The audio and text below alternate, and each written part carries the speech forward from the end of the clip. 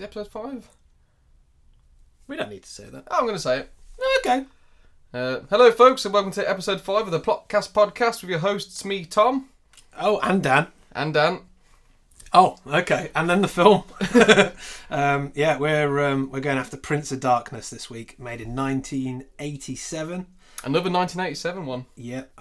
Who we got? Who was the director on this one? Wasn't it John Carpenter? It might have been John Carpenter. Yeah, I've not heard of him before. No. He doesn't make very many films. He's an unknown, so let's check him out. Yeah, it wasn't very big in the 80s or the 90s, so it might be an obscure one. Yeah. I'll cut that snort out.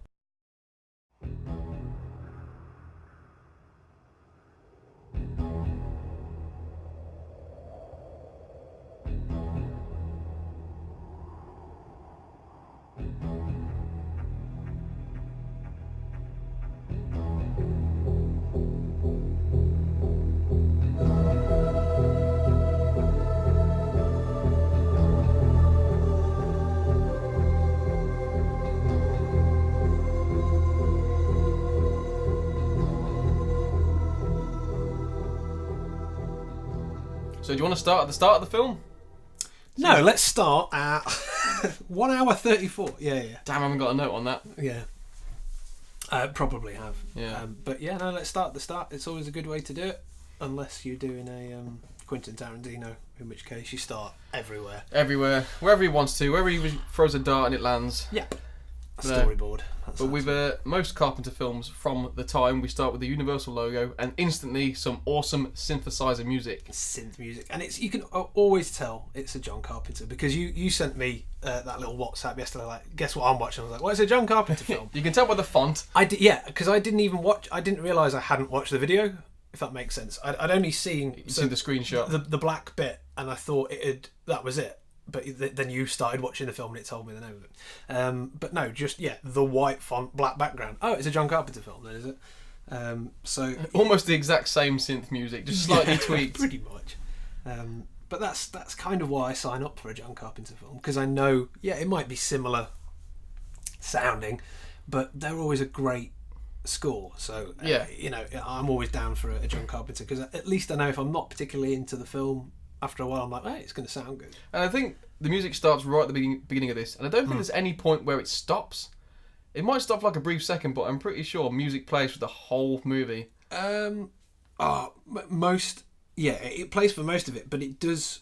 I wonder if I've actually got a note. It might... Because it does play for literally the whole start of the film, because if you think about it, this bit is quite interspliced with credits. So it goes on to a good, like, five minutes into the credits don't stop for about half an hour. 8 minutes, 9 minutes. Yeah, about 9 minutes or so, yeah.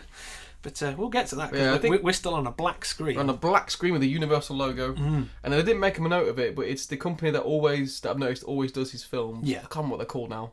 I don't know, because the thing is Studio Canal that do most of the ones these days. Yeah, I think they would have done the reprint. Yeah. But no, I can't remember. Maybe I'll put that in as a fact check. Would you like an egg? I was trying to think of alive films. No, thank you. Ugh, more fact checking. Thanks, me. That was really insightful. So the opening shot, we get a shot of a full moon, and then what looks like it's a priest in bed, isn't it? Yeah. He's having a little bit of a snooze, and he's got a tiny chest on his lap. Yeah, I quite like that. I was like, oh, here we go. They're going for the Inception vibe. We've got a chest on a chest in a chest. We're going to get people going nuts on this. Chestception, yeah. But that was good, yeah. Because again, that's for like a second, isn't it? And we just get a shot of him, and you just see like a crucifix in the background and stuff. Because when I first saw it, he's a priest through continuing to watch. But obviously you set up it's a religious background, so the scene's set well already. You've got all you need to make your opinion of the guy. And again, a lovely... John Carpenter has a thing for circular spotlights or moons or windows, basically. He likes to have a circle of light somewhere. And that's what you've got above him, the window to the left of the frame, and then on the right what you've got is then the light from that coming across, and I love that. And for me, again, so just in the first 3 seconds, I don't think you see his name yet, John Carpenter, anywhere on this yet, But from the typeface on a black screen to that window, I was like, oh, this is so Carpenter. It is, yeah. Straight off the bat. And again, it's one of his earlier ones, so it's nice to see that he's, you can follow that progression throughout his films. You know that all the little things he likes to do, so you can totally tell. They all seem like they're kind of set in the same universe. Yeah. In the Carpenter brain universe. But one thing I really like, and he does it a lot for this film, is he doesn't really build up to a scene. Like if he's going to show a monster or a bad guy or just a bit of plot exposition, he never has like an introduction to the character. It's just there. It's just instantly on camera. Okay, this is that bit now. Yeah. And that's what kind of happens with this guy. And you kind of assume that he dies at this point. Well, yeah, you see, because he's clutching the chest, and you see the hand fall away from. Now, when you say clutching the chest, you mean his chest or the chest, the tiny chest? The miniature chest, the miniature little silver, cool little snuff box kind of thing. Yeah, he's been to Claire's accessories. Yeah, and then we get Prince of Darkness. Yup. It doesn't say that. It just text comes up. We say that. Yeah, we say that inside, and we cheer and clap. And then think of Charlie Murphy. Think of Charlie Murphy. But that's got nothing to do with this film. Unfortunately not, no. No, because that would have been hilarious if Rick James was involved. God knows. We've got to... Right, with that, he might be. He could... Well... Tenuous link, we now need to watch a Rick James film. That's right, yeah. But yeah, we get a shot of Prince of Darkness and then... Straight to the college campus, isn't it? Straight to the college campus. And we get a shot of this guy in a red... sort of polo neck with what a mustache. I think my longest paragraph that I wrote down is just describing what he's wearing. Yeah. And I think before that we get a shot of I think there's a girl on the bike and the fantastic mullet. Oh, it's such a good mullet. That's all you need to know. There's quite a few going on in this one actually. Yeah. But he's got He's got a gentleman's leather satchel. Yeah, it's massive too. It's got a big square base to it. You could keep like a projector in it or something. Yeah. And to me, though, obviously, without going further in, at this point, I was a bit like, okay, maybe he's a tutor then, or maybe he's a professor, because everyone else around looks kind of age appropriate, whereas he's got this huge fuck off mustache, and then the big. Well, he looks like a PE teacher. He's got a polo neck tucked into the weirdest stonewashed trousers because they've got kind of a little pocket right at the front. Yeah, but the 80s appropriate though. Yeah, very 80s appropriate. Like but yeah, he stares lustfully at a cracking ginger barnet of a woman. But that's it. So I was like, we've already got this hell of a mustache and a mullet in the same scene. So you're like, well, you know they're going together. Oh, and she's got a baggy denim shirt on as well. Oh, that's blending into 90s, isn't it? That's when that trend started. Well, it was 87, so we're late 80s anyway. Yeah, but yeah, I've got to know that all these people are way too old. Yeah, I assume so, depending what they're doing. Well, of course, but again, the way he was looking at her, I was like, oh, is he like a creepy professor that fancies one of his students? We do find out they're meant to be the same age, I guess, or at least they're both students. Yeah, I think it is just his mustache which really makes him seem older. Yeah, basically, it's a big old blonde broom. It's a huge one, which makes sense though, because I guess we should say we're not introduced to the characters by name yet, but at this point, this is Brian. Brian, yeah. Played by Jameson Parker. Now, I can honestly say I've never heard of him before. No, but he was in both Magnum P.I. Ooh. Well, he would have to be with this mustache. Exactly, which is where he got that from. And like the other most manly show in the world, Walker, Texas Ranger. Wow. So he kind of didn't have a choice. He has to have that mustache. Yeah. That's a professional mustache. That is his persona. Yeah. Exactly. He's acting, whatever you want to call it, his photos that he'd hand into an agent would just be his mustache. Yeah, exactly. He's got whole headshots just for his mustache. So that's Jameson Parker playing Brian there, and then the woman he's staring at with the mullet. That's Catherine. Well, her character's name's Catherine, played by Lisa Blount. Yes, that's it. She's the one that's attached to the mullet. Yeah. And yeah, it's just the typical thing of like, she's chatting to someone and he's just staring from afar longingly. But he pulls a lot of seedy faces that last a little bit too long for my liking, like a slow creeping smile which will kind of bleed out. Going forward, all of his shots are like that. Yeah. That's why I never really build trust in this guy. I did think the Prince of Darkness was going to turn out to be his penis at some point. Well, that's what I'm calling it from now on. I don't know about you.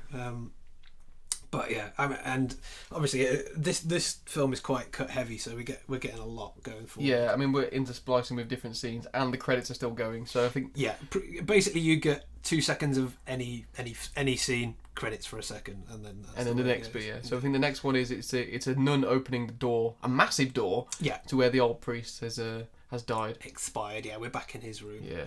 And basically she discovers the body, and then the shot drags from her standing at the door or up to the chest that's on his chest. Yeah, and I think this is where Donald Pleasance comes in. Yeah, I mean, again, credits, next bit, and then the nun basically says to Donald Pleasance... who never has a name other than Priest. Priest, yeah, basically that's it. Should we give him a nickname? Do you want to give him a nickname? Well, no, he actually does have a name, but I had to find this out through IMDb. Oh, really? Oh, no, sorry, that's the dead guy. Sorry, the dead guy's got a name, but yes, no, Donald Pleasance doesn't. No, he's just... His name's Priest. Father Carlton, the dead priest. Yeah, and not Fresh Prince Carlton. No. Because, again, that's all I could think of. Didn't have quite the snazzy jumper on he'd need. No, it's one of those names. If anyone says, like, Carlton, I go, yeah. Like my bike, my push bike in the shed is a Carlton. So when I bought it, I went, like, it's just one of those things. That's why it's Technicolor. I'm always going to point it out because I can't help myself. But yeah, the priest, you can give him a name if you want. I've just been referring to the priest as Priest. Oh, well, I've just got him Donald in my notes. Well, call him Donald or the priest. Yeah. Going forward then. Mr. Pleasant. Mr. Pleasant. Mr. Pleasant, the perfect priest. Yeah. And obviously Donald Pleasant. I can't Present. say Donald DP. DP. Yeah, no. To be DJ fair, Priest. I was calling him DP, and I was calling the Victor Wong's character. I was calling him PHB because it was easier to say. So I had DP and PHB. Yeah, because his name is Birak. Birak. Yeah. Well, it kept making me think of Zach Chirac, but yeah. Zach Chirac. Yeah. We'll get to him anyway. So we get a shot of Donald DP the priest. Yeah. He's reading the diary of Father Carlton. That's it. Well, she says to him that Father Carlton passed away last night. He was meant to be here to have an appointment with His Eminence. His Eminence. Which is presumably the Cardinal. Yep. Fucking His Eminence. Ugh. Don't get me. I'm going to try and avoid religion. Try and avoid it. It's fine. But he was meant to have a meeting with him and sort of passed. Oh no, he didn't say he passed away. He says he he never regained consciousness. He got sent to hospital and never regained consciousness. That's it. So after coming there, he's obviously passed away in the night. And we do get a shot of him reading his diary. Did you write down the extract? I did, yes. Do you want to go or should I? Because there's one word I couldn't make out. No, you go for it. Okay, so what I got is... The Brotherhood of Sleep I can no longer keep silent, as this dreadful secret that has been part of me since I took the vow of silence. Yeah. In truth, I must tell His Holiness the Archbishop, if only to... That's the word I couldn't figure out. All right. The moment when this secret can be revealed, for it can see for anyone what the... And then that's it. That's where I got to. You can't actually really see it. For anyone what the... Yeah. It was quite blurry. Again, it was not something you're really meant to be able to it was a Blu-ray copy, so it was cleaned up quite a bit. But I noticed that a lot of this film, at certain points, you're only meant to focus on the midsection. So focusing on, and it's only something that will come from having a big 50-inch telly. Again, but the top and bottom will always be a little bit blurry because of the way the camera's focus. Yes, and these films again are not made to be paused. If you're doing that, you're not watching the film realistically, are you? So yeah. You're not really meant to get all that exposition because it comes later and more clear what things are being said. Yeah. Because there is a part where I was trying to translate a book later on into Latin, and then realised, she pretty much types it down into a computer. Yeah, that's it's different to what I got. Yeah. But then we get a second page, which is for human eyes for so long is now coming to live. And I'm coming to live. Sorry. Coming to live. The sleeper awakens. I have witnessed his stirrings, felt his cold hellish. And then nice. I couldn't read the rest of that. No, cool. Well, cold hellish. What I want to know. Oh, it could be penis. It could. Well, yeah. He's Prince of Darkness. He's Prince of Darkness. He's Prince Albert of Darkness. Wow. Nice. But yeah, again, that's like a lightning quick scene. So yeah, I didn't get all the exposition. I did a big pause. You did a big pause. But yeah, I mean that's straight cut then to our first shot of Victor Wong. Victor Wong.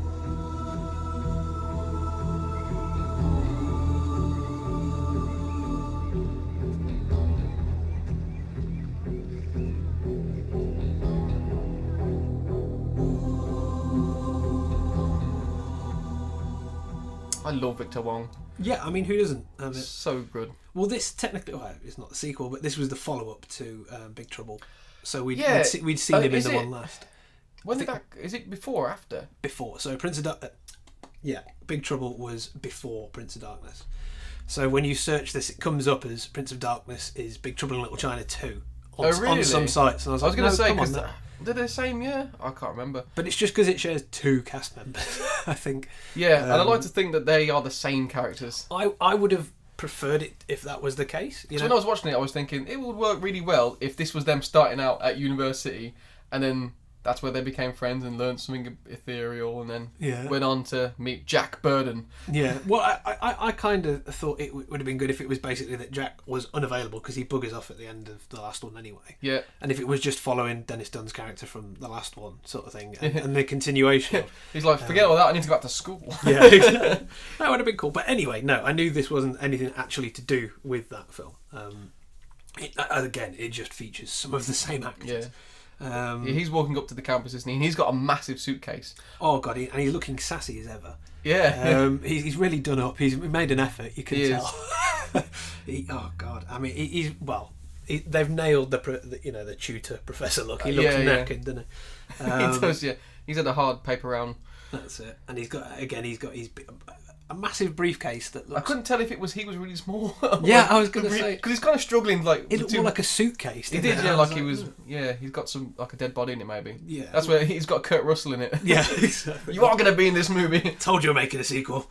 Yeah, so you see him, and he basically goes... walks up to go into the building, and we get a shot of him sort of stopping and looking into the sky. Yeah, he does like a weird thing with his hands to kind of look through them. But I think we get a shot of the moon and the sun. Yeah, you do. You get you get a shot of like an ant's nest. There's like an ant hive. And then because it keeps panning to, you can't see what he's looking at for a couple of shots, and then credits, and then it comes back and he's still looking, and then when he pans up, what you get is you see a crescent moon above the sun. That's right, yeah. And something that we'll probably have to look at, but you can't really describe it in terms of... Okay, so if you say the crescent is on its back upwards, so it's in a U shape above it. Yeah, it's not quite right. It's hanging a bit wrong. And a bit wrong. Well, no, it's directly above the sun. I mean, if you're watching on the YouTube channel, I'll put in a screenshot of that at this point. I was going to say. But obviously that sort of thing, it's got to be an omen, hasn't it? We don't know what it means right now, but obviously that ain't good. I mean, at the first, when he did the thing with his hands to kind of look through his fingers, I did think, is it going to be an eclipse? But I think he was just going like that, really, wasn't he? I just lifted my hand to my... I think he really overacted what he did with his hands, so it made it seem more... Basically, he was trying to apply shade to his face. Yes. But then we see this symbol. Again, I don't know whether they don't actually touch on it, do they? I mean, you see the symbol a few times. Which symbol's this? So the sun above, the moon above the sun. Oh right, yeah, you see it a lot. Usually before something bad happens. Before something bad happens. But we'll get onto that. But do they actually explain it? I don't know if they do. I did, but I don't know if they do. Is what I'm saying. No. I don't think they do. I think it's implied through. Yeah. The bruise, maybe later on. Anyway, I mean, we'll come back to it. Then, yeah. When we see it a little bit more prevalently. Yeah. But yeah. I think but at the next one we cut to, it's DP Donald. Yeah. The perfect priest is walking with 2 bishops across a gardens, and it's a lovely looking garden, full of fountains. But he's got the tiny chest. Yes. And he opens the tiny chest, and what's inside the tiny chest? It's a key. It's an oversized key. It's a key that only just must fit in that box. I know, yeah. He chose that very well. Yeah. I didn't really require a box. He did not require a box. He could have had it on a chain around his neck. Or maybe a little velvet pouch. Yeah. Oh, I like a pouch. I would have liked it if he'd opened it and out came another little chest. Yeah, or just a Kinder Egg. Yeah. Or just like a Snickers or something. That would have been quite nice. hungry. I like how he had to take him out through Sprinkler City to open this box as well, though. Yeah. Why? It must be like we're filming on location. There's really nice fountains there. Come on, walk through, lads. Unless he thought the box was a fire hazard. Yeah. I don't know. Maybe, yeah. But either way, he finds a little key and then credits, more credits. But at this point where we get the credits, this is where we see Alice Cooper. That's where his name first comes up. Oh yeah. So you it's spoiler. Spoilers. Mother But I guess they kind of have to put his name in because he's famous in his own right, if that makes sense. He is, yeah, and he just kind of played one of the more integral characters in a way, even though in a way, yeah. But again, he wasn't integral to the role. No, he was just a cameo. But he happened to be the most important of a group of non-characters. But I think it's I do quite like old credits because I like the way that they splice them with the start of the movie so that you basically have to watch the credits. The only thing is, it does ruin it for me, things like that sometimes when, like the last one we did, guest starring Robert De Niro. So when that comes up right at the start, you're like, oh, okay. So maybe I didn't know that, and now I know he's going to be in it. So now I'm waiting for De Niro to turn up. Yeah. I don't know, because for me, if I really want to watch a film, I don't watch trailers. Because you see the whole goddamn and especially when if it's guest starring, it usually means, well, that's going to be right at the end, it's going to be a cameo, it's going to be a spoiler, it's going to be the best bit. Exactly. Luckily, he's in it pretty early. Yeah, he's not really a guest star, he is... Yeah. Pretty important. Yeah, but it's much like, what was the one, Guardians of the Galaxy 2? Yes. One of them, where Sylvester Stallone turns up. I think he turns up in one. And I think he has more of a... Yeah. Well, basically, if you don't know that's coming, you're like, oh, Sly's in it. Yeah, sweet. But if you see that at the start of the film, that's ruined that little cameo, basically, hasn't it? But again, that's a mini tiny man. Yeah, that kind of thing should be at the end. Then should say with thanks to. Yeah, well, whatever. I mean, everyone gets credits at the end, but I mean, basically, the characters or the people that you know for a goddamn fact. Okay, I'm going to see a Bruce Willis film, so okay, Bruce Willis and are in this. Fine, that doesn't ruin it. I know Mark Gibson's in it or whatever because I've gone to see Lethal Weapon. That's Danny Glover being in the titles is not going to throw me. But if they say what, but if they put Willem Dafoe, I'm like, oh well, the bad guy, right? So it's Willem Dafoe. Yeah, but it can jade you going forward. Yeah, I know. Anyway, that's neither here nor there. But yeah, he's got the little key box, and then we've gone back to a classroom. Haven't we now? Yeah. So Victor Wong is he's the tutor. He's the tutor. Yeah. He's giving a speech, isn't he? Oh, actually, I thought at first he had a smartwatch on, but it's a amazingly old school calculator watch. Oh, is it a Casio? It looks like a Casio. It's silver, so it's like, has he got an iWatch on? How's that happen? No, it's just an old calculator watch. But he's giving a talk about beliefs, isn't he? And like certainty and what we can believe is certain. Yeah, kind of. I mean, what you're getting is this. It builds the character, and they do this now for the next few minutes. Is build on the fact that he's a scientist, but has this sort of interest with the crossover point between spirituality and stuff like that. So basically, he keeps arguing stuff and.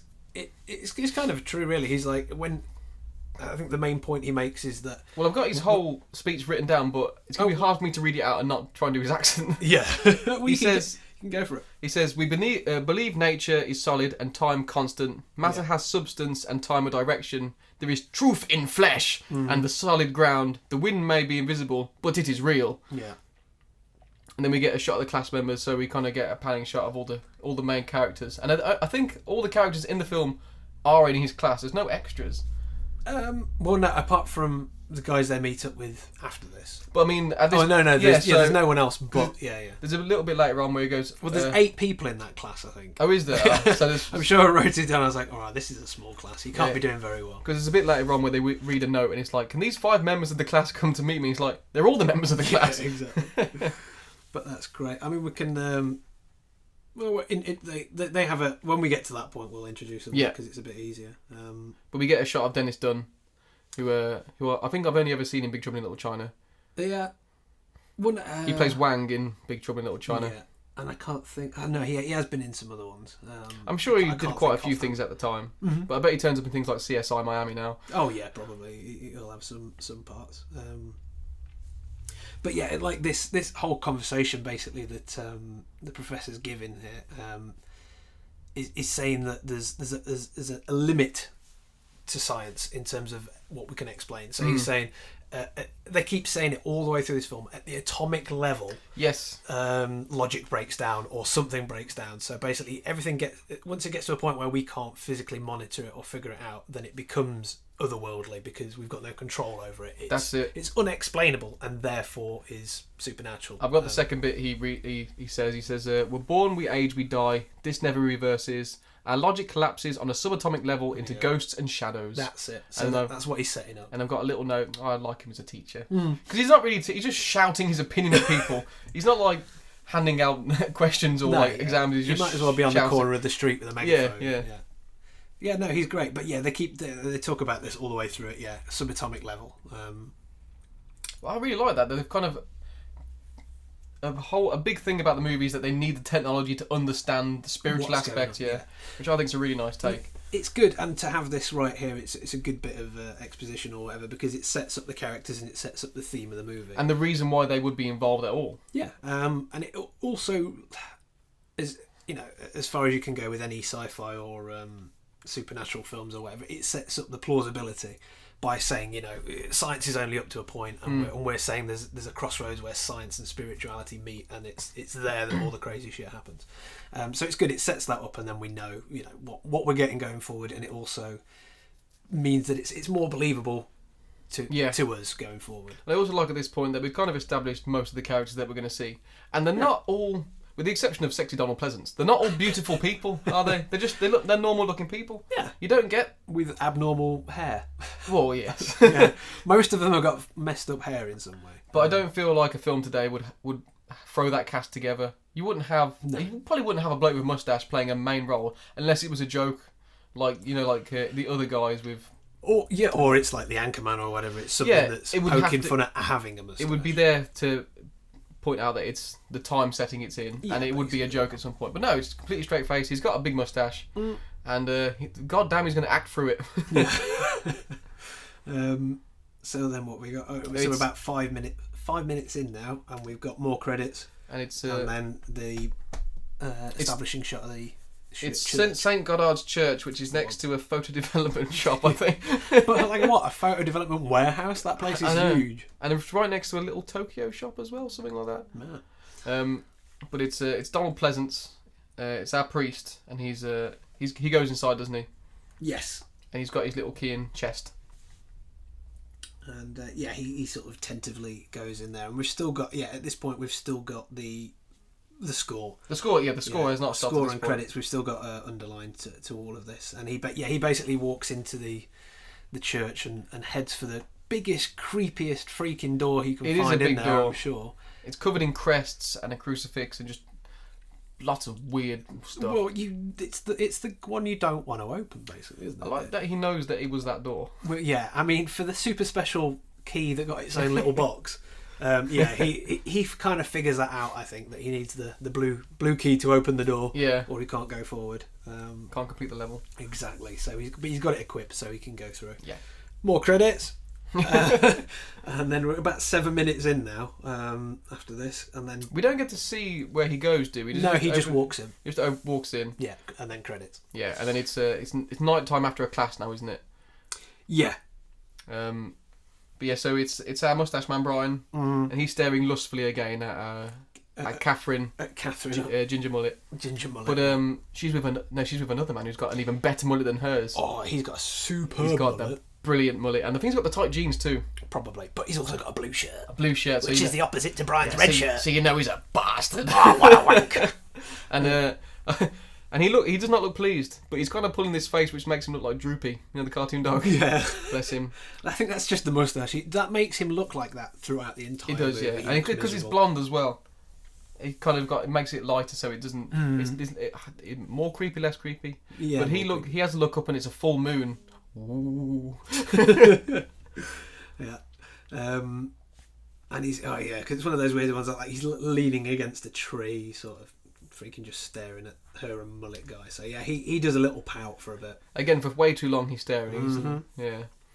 He's far too involved in their life. But then you get more credits, and then another cut, which is to the priest who's sat at a typewriter writing a letter. It's an electric typewriter. Is it electric? Yeah, I think we had the exact same one. My dad brought it home from the from a bloke in the pub the one day. Oh, nice. It was great. Big old massive machine. You could write one line of text at a time, and it go and he'd print it all out. Yeah.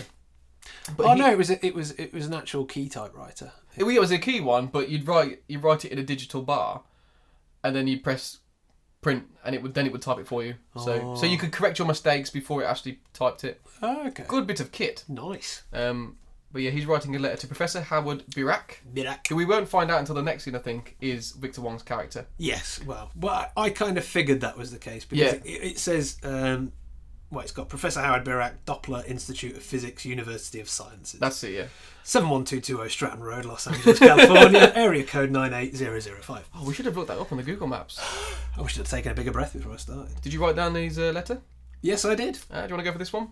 Go on then. So, under this heading of address bar, we've got, I have discovered a most unusual phenomenon in which you might be interested. It is of the utmost urgency underlined that we meet.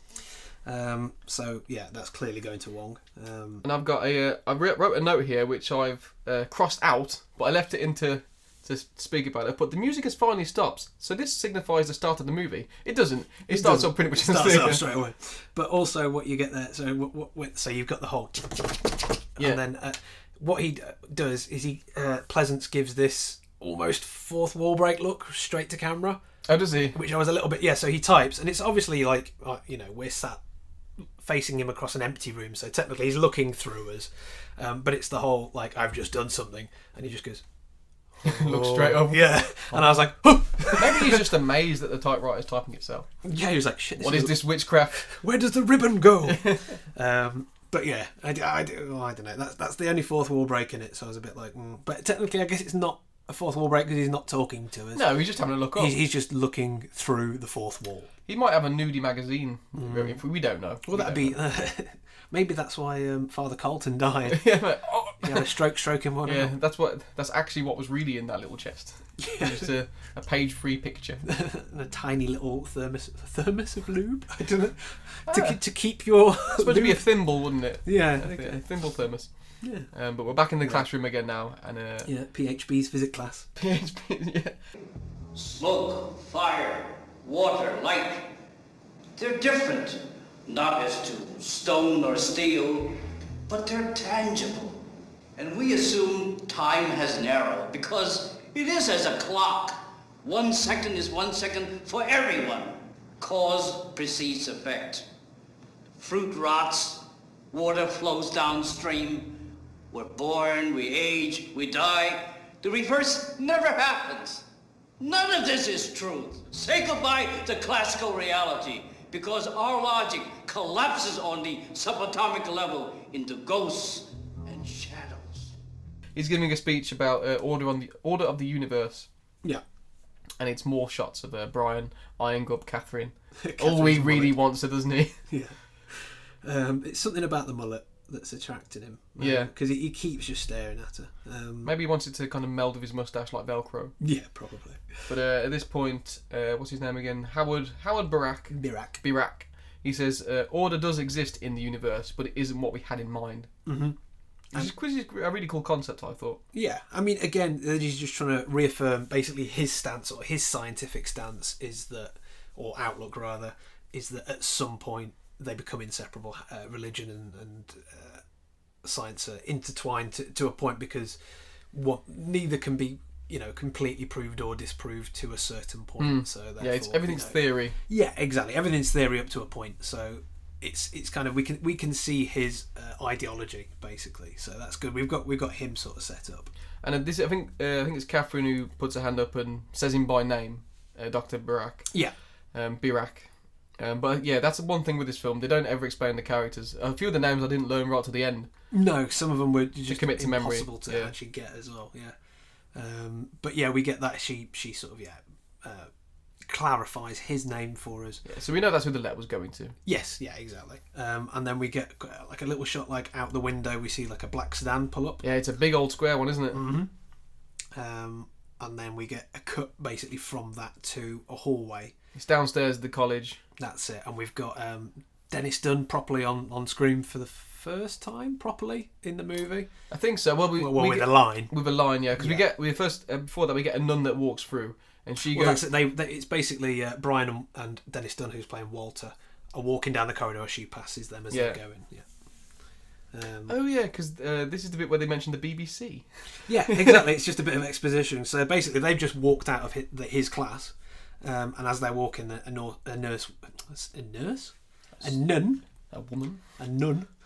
walks past them, and then starts talking to Dr. Birek, and they're kind of like, "Oh, what's that all about?" And then I think it's Walter, isn't it, that gives the exposition. He's just like, "Oh, he did a series of debates with a British priest on the BBC."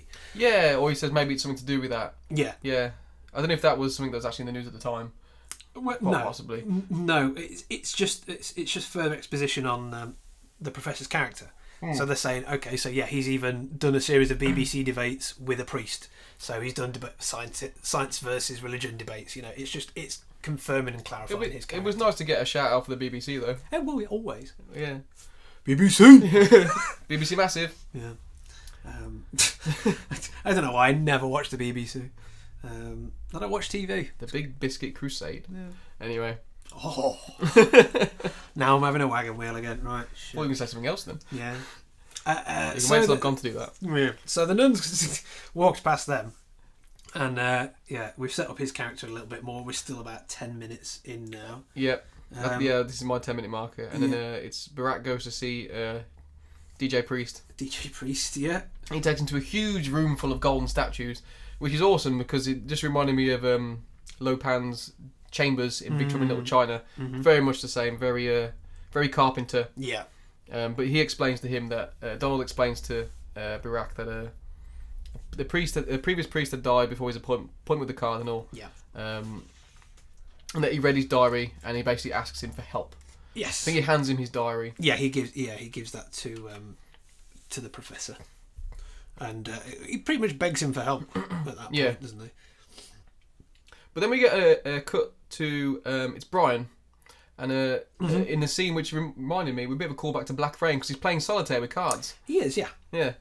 And I couldn't tell whether it was a TV or a monitor for a second because it looked like he'd left his Windows Media Player visualizer on in the background, but it's a TV, isn't it? And he's playing solitaire. And there's a news article, isn't there? That's it, yeah. The discovery of a supernova, which with the particles date back before man walked the Earth, or something to that effect. Oh, well, there we go. Particles collected date from Precambrian times. That's what I didn't write down. Yeah, before men walked on the Earth. Life from the explosion was hurled through space at 1,086 miles per second, and is just now reaching us across the vast expanse of the universe. So again, more exposition. Whatever's going on, this thing is, it's only happening now because basically, so it's setting up. I actually forgot about that supernova news bit because it's so fleeting. Yes, but I figured it was going to be incredibly pertinent. Yeah, because of that exact reason. The fact that the line is only just reaching us now, and it makes perfect sense knowing the end of the film what it is. Yeah, exactly. And then what you get as that pans out. Sort of out and back through the TV, you see all these ants inside the TV. I couldn't tell if it was ants. It was ants. Yeah, they're going mental. Well, there's a nest of them in the sodding TV. So. Was it the telly? I couldn't tell if it was the telly or in a cage. Back of the TV. Yeah. Because I probably went through that scene about 18 times so that I could write that down. You could say his telly's got some bugs in it. Oh. You could say that. Cut that out. But don't. Yeah. So we've got what then? Yeah, it's so at this point, what are we? It's about 11 minutes in, and on my first go, this took me an hour to get to this point. An hour of note writing. Good God! But at this point, we get a shot of the professor and the priest both arriving at the church together. Yeah, and this is where we see Tokyo Collection Japanese Apparel Association, which is bang next door to it. Yeah. But I love that the whole thing is pretty much, and the church will be the centre point for the rest of the film, pretty much. Yes, yeah. And it just pretty much takes place on a high street. It's a really weird location, isn't it? Because you've got something like a huge when you first see the shot of Donald Pleasance turning up. You can see back from him across the road. You can see there's like a multi-storey car park or a stadium or something. Yeah, and there's like a huge, I don't know, like a tower block office in one direction. And whatever building was next to it has clearly been knocked down because it's a blank straight wall. Yeah. And then up the road is just like a normal suburban street. Yeah, I mean, it seems like actually a really busy sort of area, and then for the remainder of the film, it's like the most isolated place in the world. So it's one of those things. But it was kind of like, in any other film, you think a location scout would have gone, "Oh, this place is dog shit. Let's not do this. It's got to be 10 miles up a road on a hill." Yeah. But it's like, no, it's just next to the Japanese apparel store. And it's not. Yeah, and the thing is, it's not even. I think this is something about Carpenter's got a thing for New York. You just obviously most of the films have got that in the title. But two. There's isn't there Assault on? That's Assault on Precinct 13. Yeah. It's King of New York, but that wasn't him. Anyway, but you can tell he puts New York in there a lot anyway. So, what was I going to say? In any other film, it would have been, a country church, somewhere in the middle of the woods, in the middle of a creepy situation. Whereas this is just in a goddamn high street. So the location doesn't really matter. Yeah, it's not remote, great. So it doesn't feel scary from the get-go. But that's what's good about this, is he sort of does that. He sort of brings the horror into a community. He doesn't isolate you and go, "Oh, you're alone." That's what so many things miss. Yeah, exactly. Because even like the best one with Halloween, like that's in a housing estate or whatever you want to call it, and she's running around and still she's alone. So it's that is scarier because it's happening where you live, not a million miles away on a desert island or whatever. Exactly. But I like this place and I like the shot. So they go in together, and you just get a little bit more information from the priest. He says that Father Carlton lived here for something like 30 years. 30 years I've got, yeah. And every day he opened this door. It was like he only went out once a week for food. That's right. No wonder he died. He was malnourished. Christ.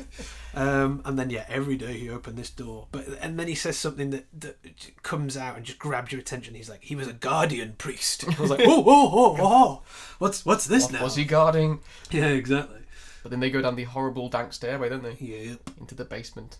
Well, the candles are already lit. It's right. Like the most well-lit really catacomb or whatever you want to call it in the world. There's something like 100,000 plus candles. Yeah. Like 60 spotlights. Enough to be at least a fire hazard. Yeah, but it's still really dingy. It is dingy, but it works. It's because they've all got energy-saving bulbs in and stuff. It takes a while to... You talking about it? Need to be on all morning before you can actually see anything.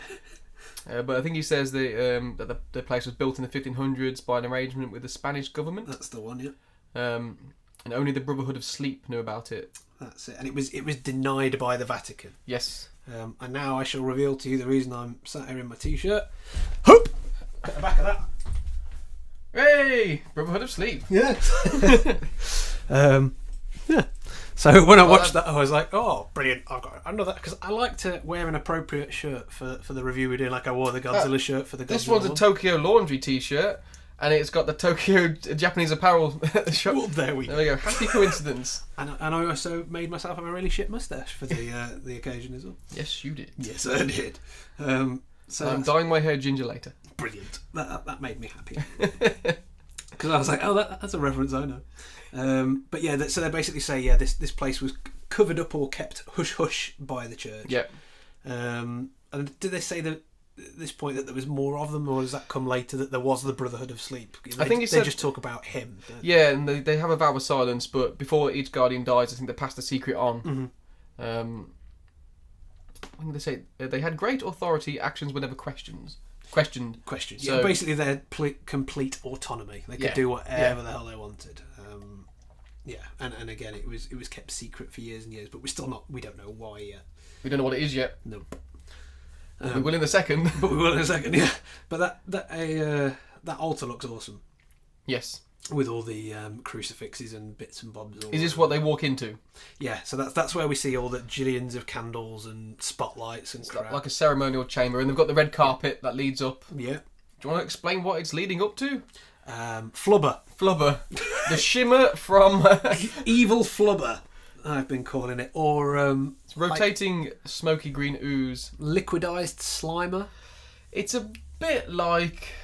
It's like a kebab reel made up of green candy floss in a jar on a plinth. Yeah, it's like a lava lamp that someone's put their finger in and gone. That's it. Swish, It's a blended lava lamp. Yeah. Yeah. It's a bit. Yeah.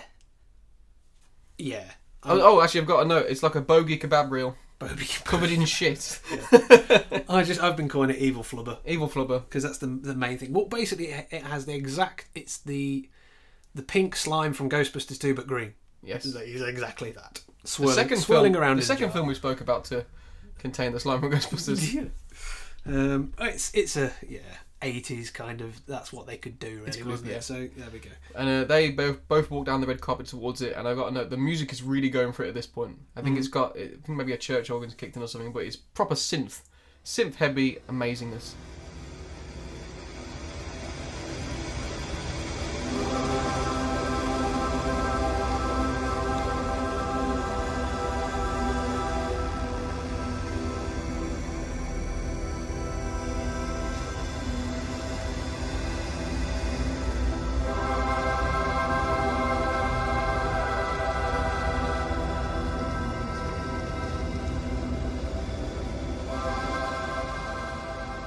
Yeah.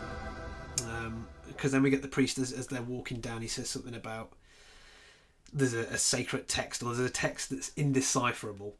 Yeah, they walk over to the big book, and I think he says it's written in Latin and Greek. And he says that it's been rewritten it keeps getting rewritten over, and every time they add or change a bit of it, or something gets removed, so he's like, you can't tell what's meant to be there. And when what's you not. see it, because it's such a good quality copy, you can actually see the old text that it's been written over. Yeah, it looks pretty cool, actually. So we get a panning shot which goes down of a page of the book. Mm-hmm. So this is what I tried to translate. Oh, crike. Don't know if you did. No.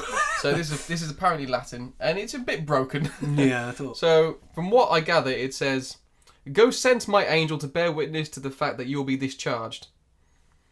Think of that what you will. Mm-hmm. The rod like a staff, and if any vulverate, I don't think it translated that word, rise and measure the temple of God and the altar with the blowcourt.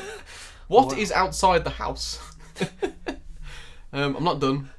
Oh, God. There's another 2 paragraphs here. Oh. And there was given work out of doors, and a voice came from heaven, not to Meteoris Amuniv, because obviously it couldn't translate that, and the holy city, and from the hand of the angel, Stante Columbunt, month of the holy fourth doubt.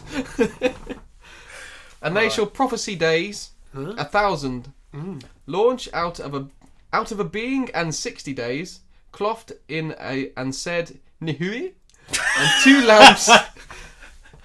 Sorry, what did he say? Nihui. And 2 lamps in front of Terra Santa be taken to Terra Santa.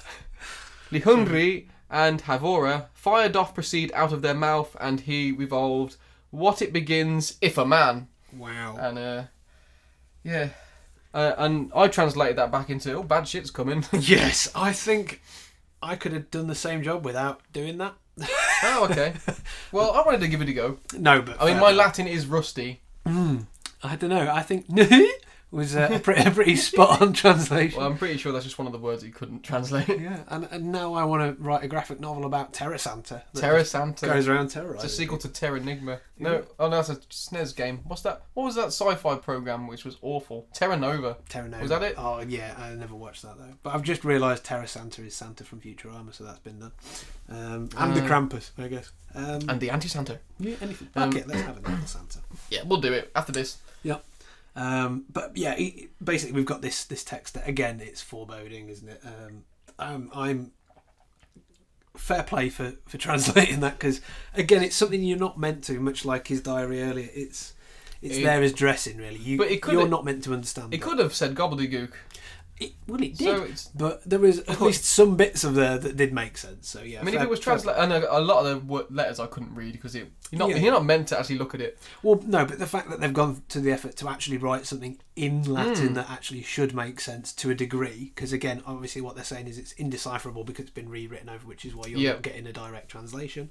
So it's good that that's a well better. Detail, it's a nice touch. Well, just on the off chance you've got any Latins sitting in the back. I like it that no one would have probably bothered to do that without the aid of Google. So 30 years down the line, there's still more to find out about a movie that probably would never have been, seen at the time. Well, again, and stuff like that they do now. They just sort of smash wingdings for a bit and then go, there's hieroglyphics. Smash that in the film. They actually put the detail in there, so it's nice that they did that. And what we get is Donald Pleasant says, so it's a secret that can't be kept. Can no longer be kept. That's it. And then there's something about his power. He's like, it started a month ago. Yeah, because he says it wasn't here a month ago. Oh, the thing. Yeah, the spinny goop. The goop. Wasn't here before. It started a month ago. A change in the earth and the sky. His power. Yep.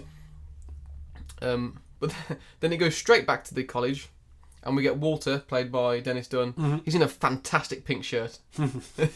Yeah. And he's talking to Catherine, and he just asks her if she knows anything about spontaneous combustion. Yeah, I love that. But I loved how she completely ignores him, and she goes, well, Schrodinger's cat. Yeah. Oh, fuck, here we go. Yeah. The umpteenth explanation of Schrodinger's cat, which everyone seems to miss the point in every time. Yes. I didn't write down a lot of this conversation because it was a bit of fluff, but it sets up their characters as being... It was fodder, yeah. It was just to show that she's more intelligent than Walter for a start, and they're both, she's a scientist. Yeah, because she says to him, why do you want a PhD in this? Particle beam weapons? Particle beam. Which, yes, I do. And you just get the sense here that what you're getting is Walter Dunn's character just doesn't really give a rat's. Yeah, he's meant to be the happy-go-lucky, hey, look at me, guys. He's also the least scientifically minded in the group as well. So it's kind of like, why did they actually... I think that the professor was like, if we ask Brian, we've got to ask Walter. So bring him along. He won't come without the other. No. But he does bring a case of Carlsberg export later on, I think. Yeah. Oh, yeah. Well, that's why that guy gets invited every time. Yeah. And they basically they're making their way to the class, and they get there and they see Brian and two other characters who I'll say now. We've got Kelly and Mullins.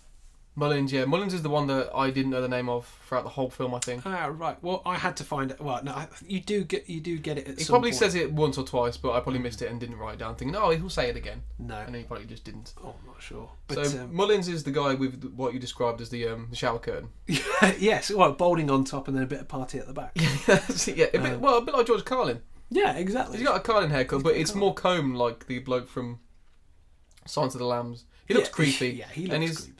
He's a big, fatty, sweaty man. Yeah, and this is Mullins, played by Dirk Blocker. Dirk Blocker, who you might not have recognised at this point, but I do because I'm watching Brooklyn Nine-Nine.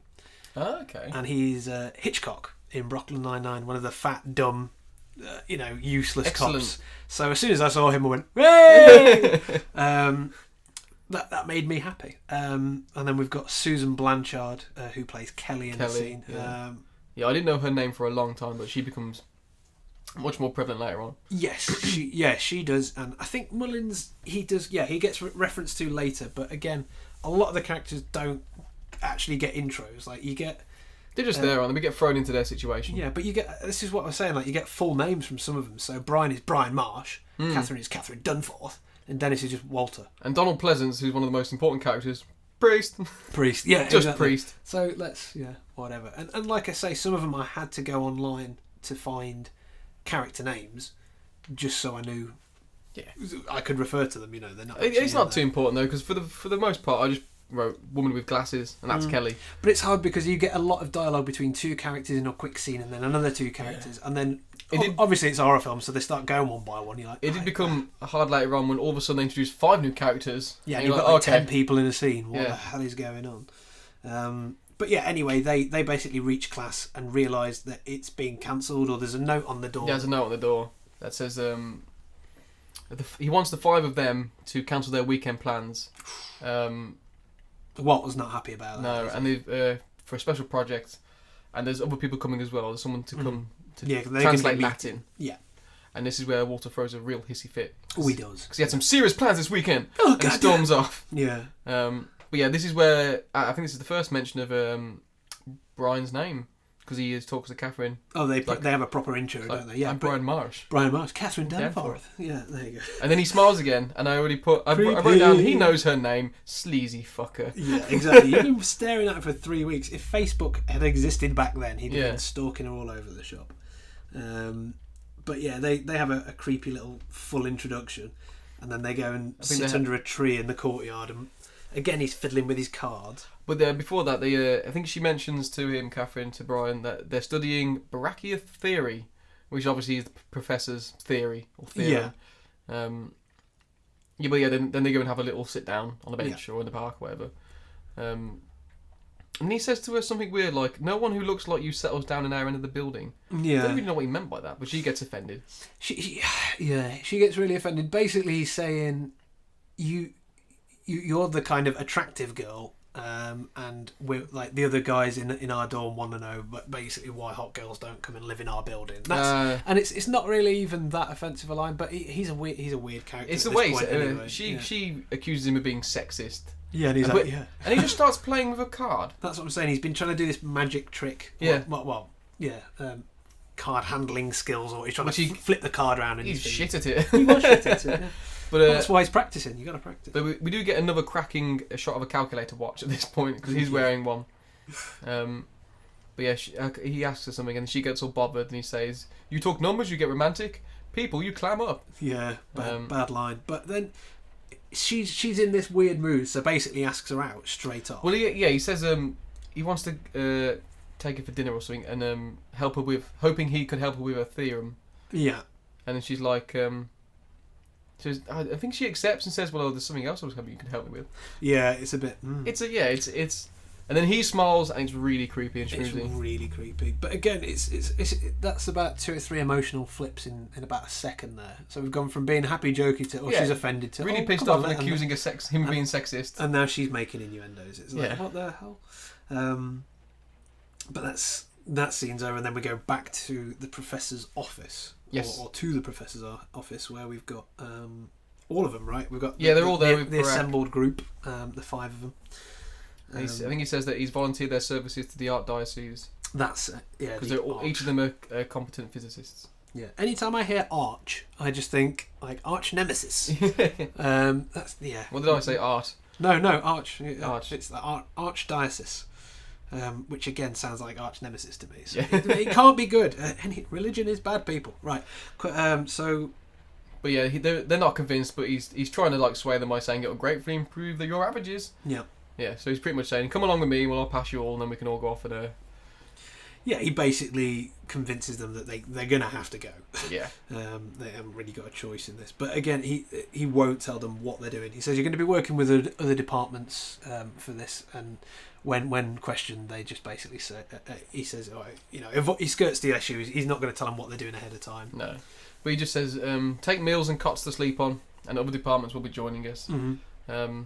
And then, he asks him, "Is there any reason why you're not telling us what we're doing there?" And he's like, In time, yeah. So at which point now I'd be like, nah, no, bye. Yeah, I think I'll stay in for the weekend.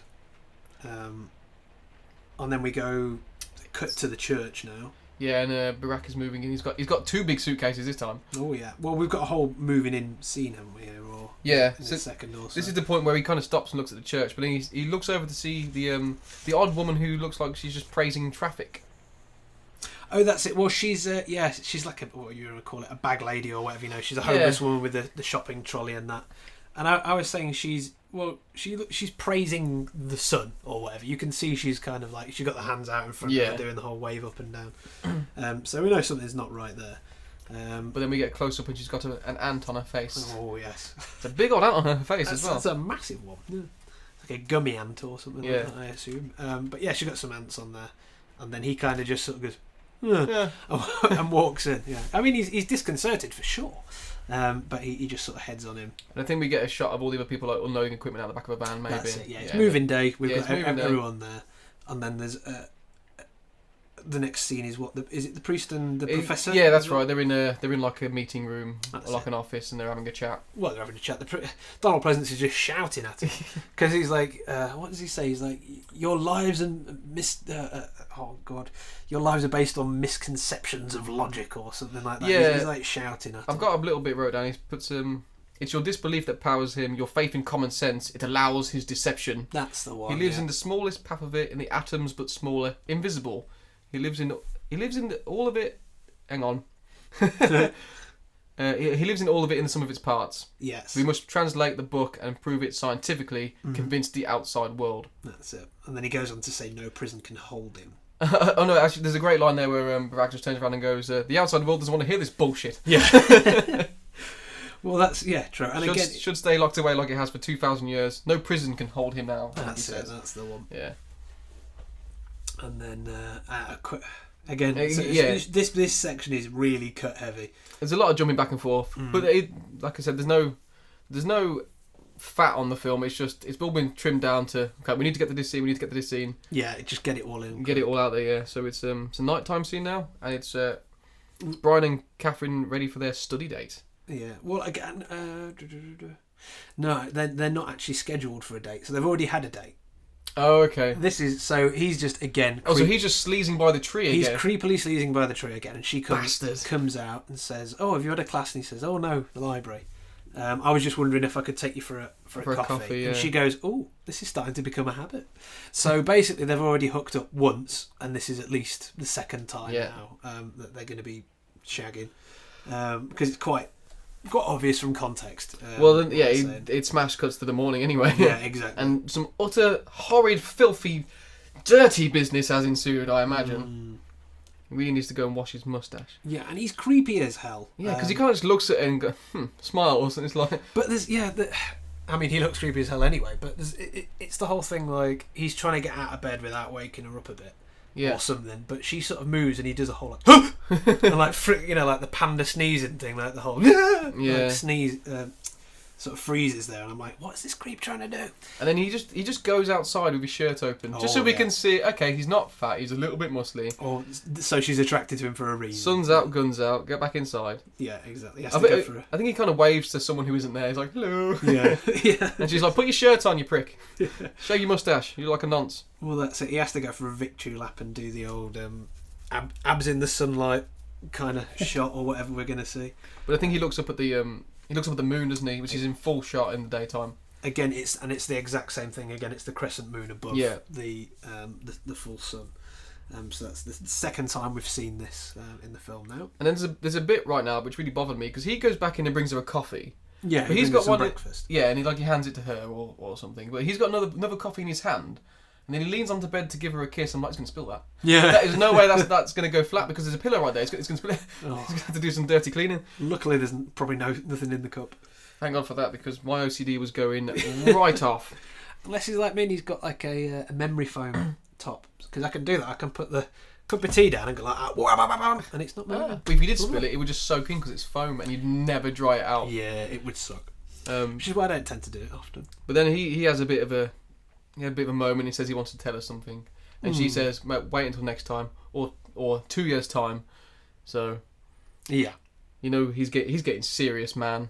Yeah, there's some confusing pillow talk about her ex as well. It's a bit weird. It's like she's unavailable emotionally. She's fine to knock boots, as they say, but she doesn't want to get involved. She's a bit broken. Yeah, she doesn't want a relationship right now. So we get a really awkward sort of like. Okay. But then they have a bit of a smooch. Yeah, which I had to look away at. Yeah. But then we cut to some amazing synth music this time, and it's people just walking down an alleyway. Again, the thing Carpenter doesn't set it up. It's like, okay, no, these are the people here now, and who's in front of line? Oh, it's Alice Cooper. It's Alice Cooper! Yay! He runs straight. He walks straight up to the camera and just looks at the sun. Good old Vincent Fernier. Yes, what a name! It's better, isn't it? It is. Who was? I'm sure someone did a bit on that where they were saying there was. You can remember it was a Norwich. Was it Norwich Union changed their name or something like that?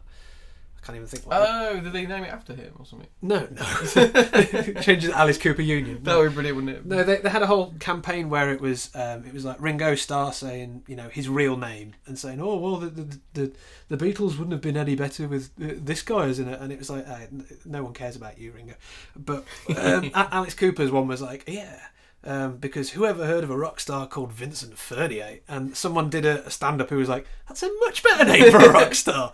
Vincent Fernier? Alice that Cooper, fucking amazing. Yeah, so anyway, we see the old Coop, and I fucking love Cooper.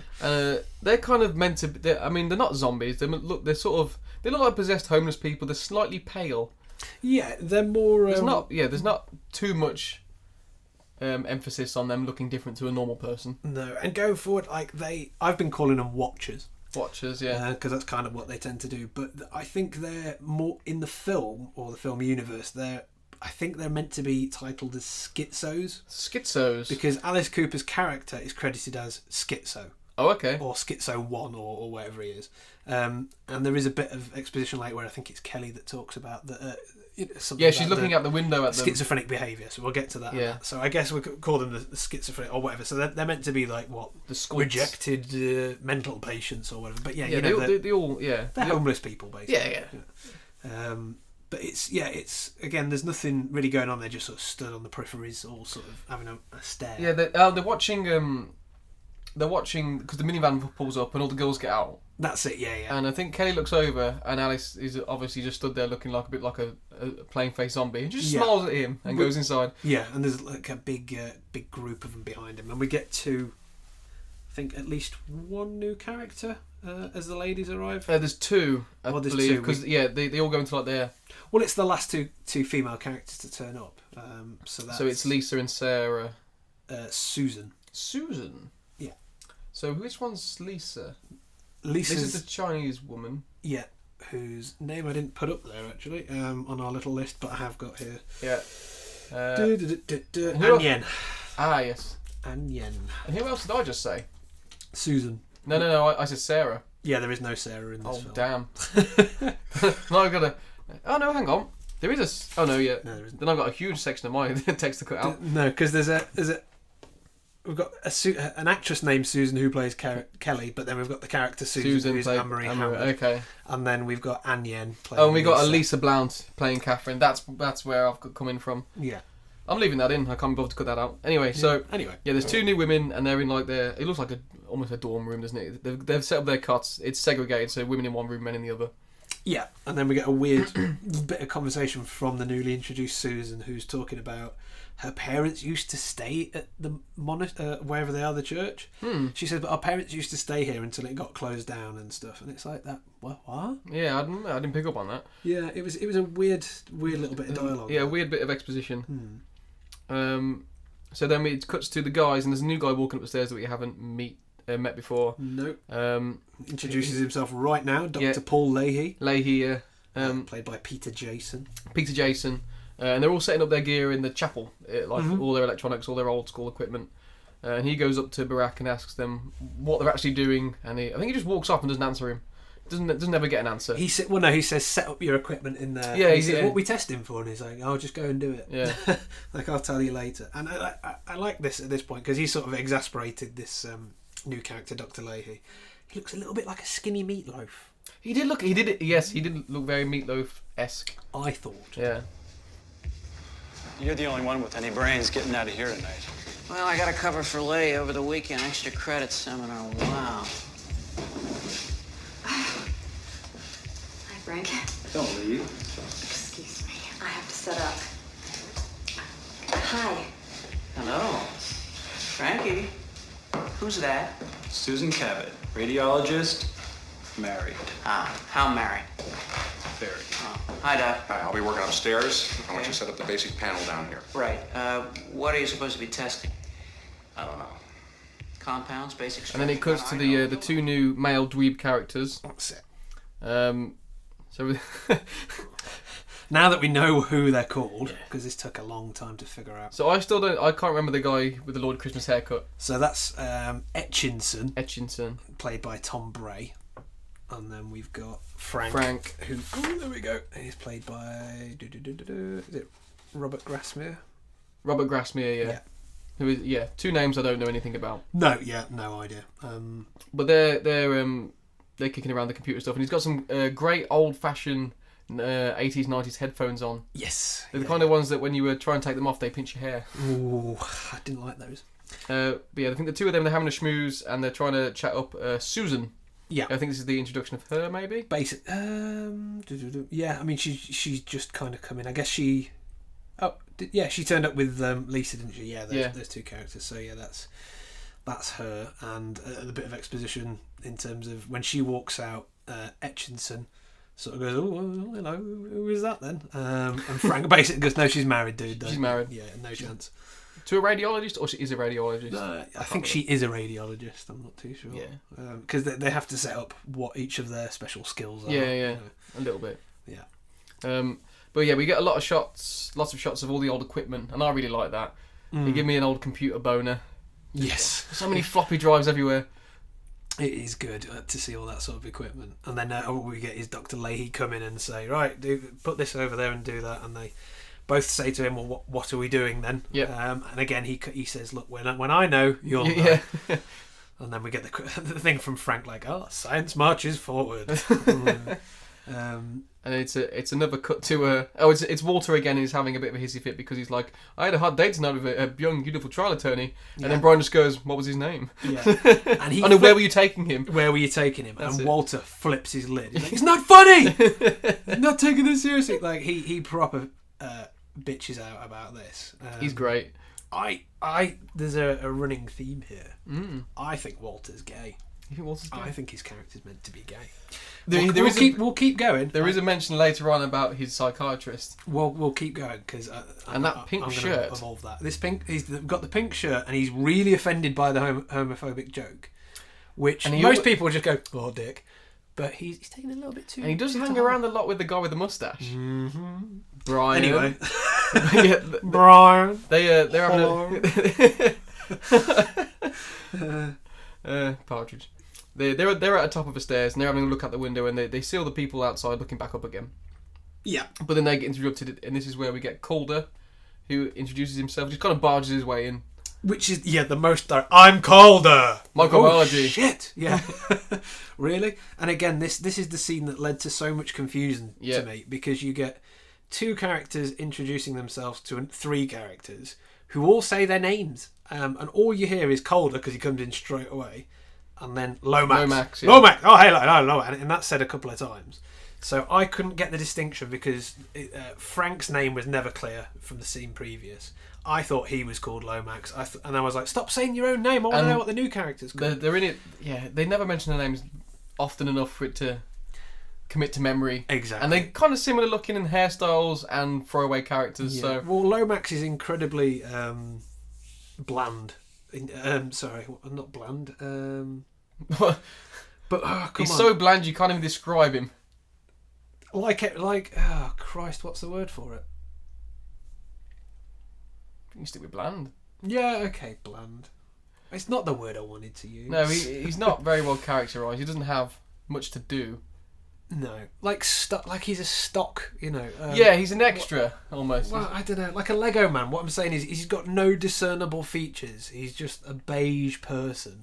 Captain Beige. Yeah, if I can think of that word, I'll try and I'll text you at midnight tonight when I remember the word I want to use. And I'll be drunk at Insomnia Pub Quiz. Yeah. If anyone's going who's listening, it's in the past. Yeah, so you were probably there. But yeah, we get this introduction because it was an awkward introduction.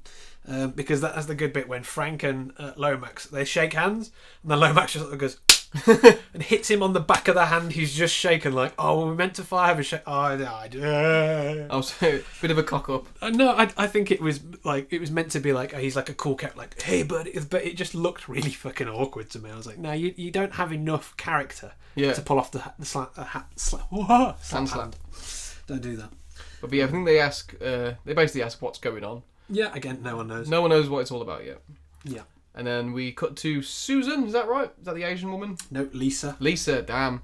And she expositions all over the place right now. Yeah, she's getting a doctorate in translating ancient scriptures. Yes. So her special ability is translation.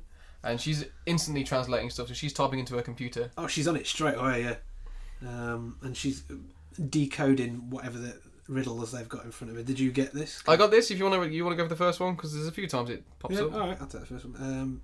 So this is I, Jesus, have sent mine angel to testify unto you this thing which shall be unleashed. So that's the text that reads up on the monitor as she's typing away. And then straight from there we've got Alice Cooper and co. Turn back up as the priest Donald Pleasance arrives to the church. And sees them all sort of lurking there, and we get again another shot of this of the crescent. The crescent. I think I might explain this now because this is the fourth time we've seen it now. Because again, it's not. I don't think they actually go into it in the film. But I've seen this symbol around a lot of times, and again, it's one of those things like the pentagram or whatever. somehow, I don't really know why, is synonymous with, let's say, satanic practice or whatever. It's got none of those connotations, but it was first credited in 2300 BC, or has been seen as early as, and it says it's, from the research I looked into, it says it's one of the first Arcadian seals. And there's variations of it in Catholic, Egyptian, Islamic and Masonic, so there's variations of this symbol of the moon and sun that have obviously got these supernatural connotations to them, something to do with solstice or alignment of planets or whatever. So no one really knows where that symbol has come from, but it's always played a part. But basically the crescent moon and sun have always got this sort of thing, and there's loads of different depictions of it, and we get a different one even in this film, a different way of seeing it. So that's basically all I know. Is it's an incredibly ancient symbol, so one of the first symbols knocking around. So obviously that you're not meant to have done the research on that, I guess, but it's an ancient thing, so that denotes to what the it's there to discover if you want. I like that. Less exposition the better, I think. But so Donald's looking at the church. Oh, and he gets interrupted by the woman with the ant on her face. The bag lady, yeah. And she kind of says to him in a demonic voice that it's wonderful what he's doing. Yeah, reopening the church. Reopening the church again, we're all so happy. And then she kind of leans down, and I thought she was going in for a bit of business. She just got leans on his shoulder, really, doesn't she? No, and she grabs his hand and starts rubbing her face on it. Oh, that's... but then when he looks down at her, she's got a cup full of maggots. Yeah. And like a bit of like yogurt and like oozing... it just looks... chewing gum, I don't know. Yeah, it just looks bad. Yeah. But then I think he goes in... like a Subway. Yeah. I can't remember if this is the point where he kind of walks into the... he walks into the church and just looks at his hand and he's like, oh, for God's sake. Yeah, he does. Yeah, he does. Yeah, he kind of looks at it as if it's dirty, sort of thing. Yeah, it's like disgust in his face, and then it's a shot to no arrangement, but they all just start going down the stairs. Yeah, they're all down into the dank basement. Mm-hmm. Which again is still possibly the most overlit room in creation. Yes. Because maybe it wasn't so earlier in the film, but I remember this note because I counted it. There's over like 12 spotlights and at least 100 candles. Yeah, it's still quite dark. And then we've still got the light coming from flubber in a jar. Flubber in a jar, yeah. Yeah. And they're all standing around staring at it spinning. Mm-hmm. Yeah. And then Donald says, "It's gaining strength, and you can feel it all around us." Yeah, it's getting all around there. And then we get another shot, which is translation, yeah. which this because it keeps alternating between Lisa and Catherine doing this. Yeah. So some scenes it's Lisa that's done. It doesn't really matter, but we see the text on the screen. Did you want to go for that? I'll go this one. It says, "Mystery, Babylon the Great, the mother of harlots, and the abomination of the earth." Yeah. And then no, sorry. This is a note that I've written to myself made me laugh because Catherine's doing the formula. Yeah. And I'll just put she's cracking out some fantastic formula. She's doing a lovely bit of code in there. But she notices the worms on the window, doesn't she? She and I did, yeah. We couldn't help this next frame because how did they get up there? Like I know things, but I know things. I know things. Yeah, I haven't. Oh Christ! What is it? A brief knowledge of several things. That wouldn't happen. What? It wouldn't happen unless someone is stood there with a sheet of perspex pushing the worms from the other side. No, worms don't naturally tend to go vertically up windows. Well, there is a little bit later on where she looks back at the worms and they're flowing up the window. Yeah, there's a lot of weird shit there. There's a lot of elevation. Is that the word? Elevation. Elevation. Elevation. I'm thinking evolution again. Yeah. Elevation in this movie. But it really does look like some kids have just gone and then just smashed her. Yeah, it's like when you're at school and you get a wet glob of tissue paper and lob it at a skylight. Yeah, they've done that but with worms. Yeah. So that was nice. But it'd be them damn homeless people outside. Yeah, exactly. Where are they finding all these worms in the middle of a high street though? There's not going to be an inch of soil around. Maybe the Tokyo Association shop does like fishing supplies. There we go. Yeah, maybe. So we've got the group of guys in the evil flubber room. Oh no, that's. I know. We're back to the guy with the Lloyd Christmas haircut. It's Calder and Lomax. Is it? Yeah, they go into the room where Etchinson, which is the guy you're talking about with the haircut. That's right. You are right. Yeah. Yeah, they go in and it's Etchinson and Calder already in the room. And they're all kind of freaking out, and Lomax, not Lomax because I've forgotten his name, Frank, which I've got to change a normie notes now, says it's bullshit. I've got that, one of my, I always highlight in bold the best lines. Well, it's just him saying bullshit. I hate to tell you guys, but this is real bullshit. Yeah. And because they come in and the guy says to Calder, what's going on? And Calder goes, something downstairs. Yeah. He's like, well, yeah, what is it? Nice work, douchebag. Yeah, well done. So what's going on? Something downstairs. Yeah? What? I hate to tell you guys, but this is real bullshit. It's, and at this point we were at half an hour in. Yeah, just about, half an hour. 30 minutes, 58 seconds. This was where it took me 2.5 hours to get. So I don't even want to know how long it took me. Oof. I started watching it at 10 in the morning, I think 4 o'clock. I did it over 2 days, this one. Wow. It seemed to average out about an hour per half an hour, so I was like, oh no, 2 hours per half an hour. Well, you went on Google Translate, mate. Yeah. I think we're back at the mist now, aren't we? The flubber gloop. I mean, everyone's that scene. They set up. People are getting a bit spooked out, and then we come to the flubber room, and they're sort of talking about it. And I've got one of my favourite things here, because I think it's Kelly at this point is sort of talking about what it is, and she's saying, "Well, why aren't we taking samples of it, or why aren't we actually interacting with it?" And Brian just goes, "May I have your pen for a second?" He just takes her pen. Again, completely ignores her. It's because these lines are delivered with such intensity. Well, no, they're just loud and don't seem to be very... Give me your pen. Yeah, like, obviously, this is where Brian says, give me a pen. Not just, oh, I need a pen. Oh, have you got a pen? Like, it's a bit too overacted in some of these bits. But that literally made me laugh out loud. But they start trying to discuss what the evil flubber is and what the ancient writings show and stuff. And there's a bit of exposition here where they basically say that they're differential equations.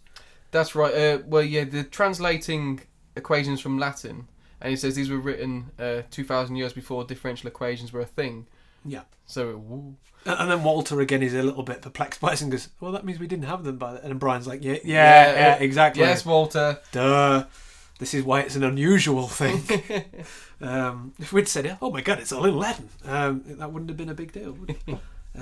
So we have a little bit of a thing there, and this is where we see Catherine walks into another room, and that's where she sees the worms floating up the window. More worms and a bit more text again. Yeah, you can go for this bit of text if you want.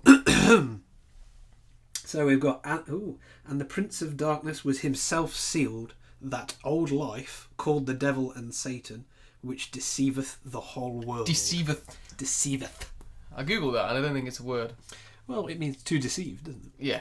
But anything if you put at the end of it makes it sound ye olde worldy. Yeah. So, yeah, they do that a lot. So you get that little bit, and then we've got another cut which is to Lisa and the Professor, and because that's as she's typing they're in the same room together, and there's a little cut to the two of them sharing a awkward little weird I'm worried now kind of look. That's right, yeah. I think this is where Kelly comes in. Yeah, and that's where I went to bed and started day 2. And she says, I think she says, there's nothing to worry about because she thinks it won't open. The jar, this is, the flubber. It has a weird lock on it that can only be opened from the inside. Yeah, I've got this double underlined. What the... Yeah. Doesn't that tell you that... whoever built it's a bit of a dumbass. For one, how did it lock then? And two, doesn't that... Oh, come on. Yeah. Who builds a prison cell with the handle on the inside? Like, well, no one's getting in there to get them out. Exactly. Yes, but also they're just going to come out. And again, with something of this magnitude, let's say, probably put a padlock on the outside of it. Wouldn't go amiss, would it? He's put a book on it so it can't open. Or a big Ziploc bag or something. Yeah. Just a little something. And we get a nighttime shot now. More people are turning up. To surround the church, but then we have might be my favourite scene because we have a Paul Leahy, and he's having some fantastic fun with apples. Oh. He looks so pleased and just bouncing them off his arm. And this is my favourite scene. It's the parp tootling, isn't it? Yes, he's doing the parp tootle. I'm glad you said that because I'm sure that's a term I coined. In the Crown because it's my favourite activity. It's brilliant. And he does it right at Walter's face. He's like, yeah, he's so jovial. He is. I love this little bit because it's in between humming and being a twat. it's just one of the most annoying things you can do, and solo it's really fun to do. It's everyone can do it, and it always sounds... everyone does do it, and it's always when they almost just trip over or like nearly spill something. It's one of those kind of noises, and I love seeing it in a film because it's great. I don't think I've ever seen anyone else do it. But not a lot. They don't. Films today, they don't put enough natural behaviour in, and a parp tootle. Oh, parp tootling. And what we've got is, whilst that's happening, Walter is watching... he's watching Tom and Jerry, isn't he? Very theme-appropriate Tom and Jerry. He really is, yeah. I can never remember his name now, the bulldog in Tom and Jerry. Ooh. He actually does have a name. He does. I want to say Sebastian. It's not that. It's something... Is it Bruce? It's something that's not altogether, but quite similar to Bowser in that respect. It's something that's like that. Yes. What is his name? God knows. Fact check. Would you like an egg? Of course it's Spike, though apparently often referred to as Butch or Killer, which is news to me. No, thank you. Oh, so it was that we didn't say or did say. Yeah, that's what I thought or didn't think it would be. So yeah, and basically the dog, who we now know the name of, is... He's Satan, isn't he? Well, yeah, he's Satan, and he's got a cauldron, and he's boiling... Well, Tom's in the cauldron or whatever, he's stirring it around. He falls down from somewhere. Yeah, he falls into the cauldron. Into hell, into the cauldron. Yeah. And then, and Walter's like, and just turns it off. Yeah, doesn't really think that'll be thematical for the rest of the time. And this is the shot where I saw the really old school crate of Carlsberg export on the side. Ooh. And I was like, someone's going to have a beer later. Nice. Yeah, and he does actually, doesn't he? And we do actually see someone drinking the beer. Yeah, we do. Thank God for that. Which is always nice, because it's actually detail. It's in there then. And then we get some information from Kelly, don't we? Yeah, this is where, as you mentioned before, she's talking about chronic schizophrenics. Yes. Because she sort of... And it always seems to be the same window every time. It's like, hey, come to this particular window. And that window plays a very special part later on. Well, I guess so. And she's looking out and she says, yeah, come check this out. They're not... Basically, she's unhappy that the schizophrenics aren't displaying the correct signs of schizophrenia. Yeah, they're not making any patterns. Yeah, she's like, the behaviour is that they repeat the same activity in kind of a loop and do certain set tasks in an order and keep doing them. Whereas these guys are just stood there. They're not displaying any of the if that's the action, they're looping that. Yeah, they're looping doing nothing. Idiot. She's a crap psychologist. Fixical. Yeah, and especially at this point, because she reveals a random bruise on her upper arm that she doesn't figure that has got anything to do with anything. And for some reason here... Oh, this is where he says, oh, maybe it's nerves. Yes, and again, so this is my, let's say, reason 3 for Walter's homosexuality is because he says, oh, well, she says you don't bruise from nerves. Yeah, and he says, well, no, but I used to get hives all the time. And the doctor says it was homosexual panic. Homosexual panic. So again, this is the third time that, well, not the third time, it's the second time it's been referenced directly. Pink shirt, I'm going to say whatever. Colours don't mean anything, technically. Especially not in today's... He's overreacted to the gay joke, and now he said his doctor says he might have had homosexual. Yeah, I didn't know just my second... whether he was meant to be just such a womanizer. Well, yeah, just incredibly insecure. I get it. Yeah. Going forward, I see more. But luckily, that scene is quickly cut off with more pop tootling. Yeah, from Paul. And he's I forgot Lord Christmas's name. Etchinson. He's basically doing a handover. He's going to go take over doing the research for the night shift, if you want to call it. That's right. Etchinson's going. It says he's going home for the weekend, and we get It's so good. He's basically like, well, I'm not. I think he said, I don't know whether he said, I'm not actually part of it. I just came to set the tech up and now I'm going now. Maybe. Or he just doesn't. He's like, I live around the corner, so Sod you, I'm off. I'm going to go have a bacon sandwich. So he goes outside, doesn't he? And he goes down into the alleyway, which is bad. Which is a bad idea to do. It's always a bad idea. But he sees a pigeon, doesn't he? Well, it's not just that. He sees a crucifix with a crucified pigeon nailed to it. And at this point, I was like, quite reminiscent of Damien Hirst's work. Because he basically does shit like that. He does. Some of his stuff I kind of like, but it's mainly let's pickle an animal or nail it or kill it. Yeah, and then cut it perfectly in half so we can have a good gandy. Yeah, I mean, fair enough. That should belong in the Natural History Museum. Maybe not the tape. Anyway. Now, at this point, we can hear a song on his headphones. I couldn't make out what the was song it was. his headphones? Yeah, because he had his headphones on loud. I didn't know he even had his headphones on at that point. And I was wondering if it was an Alice Cooper song, but I couldn't make out the music. Well, yes, of course it is. Because who comes walking up the alleyway at this point, Tom? It is Alice Cooper. It is. And he starts heading towards Etchinson. It is, but there just happens to be half a bike in the way. Half a bike. Half a bike. Interesting, that. Kind of split at the frame. Yeah. So Etchinson's like, oh, forget that for a bag of apples, and goes to walk back up the stairs, but then there's just a group of people stood there. Cut off. Yeah. Completely cut off. So does the old... Well, I'll go back the other way. Very slowly walks towards Alice Cooper, looking back up the stairs, but not paying attention to what might be happening. No, and what is Alice Cooper brandishing at this point? Well, he's picked up the bike down. He has. He's picked up half a bike, and he puts it all the way through Etchinson. Through Etchinson. Which is nice. Which is great, because he then slumps over and just kind of perches on the wheel. Yeah, it's good. And that's where you get like a fever pitch build of the Alice Cooper track or whatever. But yeah, I thought this one was a bit weird in terms of I don't think I've ever seen anyone killed with half a bicycle before. It's difficult to do with a whole bike, isn't it? I mean, unless you put them on the bike and push them off something, in which case quite easy to do. Yeah, I'm sure that's happening all the time. Oh, yeah. But I mean, yeah, half a bike. I mean, it's good. It's one of the lesser used. I mean, it wasn't a knife, let's say, or a gun. It was half a bike. What would have been nice is if he slumped forward and just started rolling because of the wheel. So yeah, if he started wheelbarrowing forward, or later on if someone was just riding him like a bike. What I would have loved is if he just fell over and it just went ding ding ding ding. Like the bell went. That would have been brilliant. That would have been good. But at this point, I remember thinking surprisingly less gory than say very understated. I mean, he was all in shadow, so you actually didn't really see anything apart from maybe a bit of pole coming from the back, and then he slumped. So again, it's not graphic. You don't see anything too. No, it's not too bad. It's certainly not in the Thing territory. Oh God, no. And then the next. Well, I mean, it's just a cut from that. It's back to Brian, isn't it? Yeah, and he's quizzing the professor for some information. And he gets a little bit there. He says something about it's a life form that is self-organising. Yeah, he says it's grown out of prebiotic fluid. It's now winding down. It's self-organising, becoming something. Animal disease. Yep. And Brian's like, "This is crazy." I think he actually says that. I don't. Yeah, and I think Brack says the hardest thing to hear is something we don't agree with.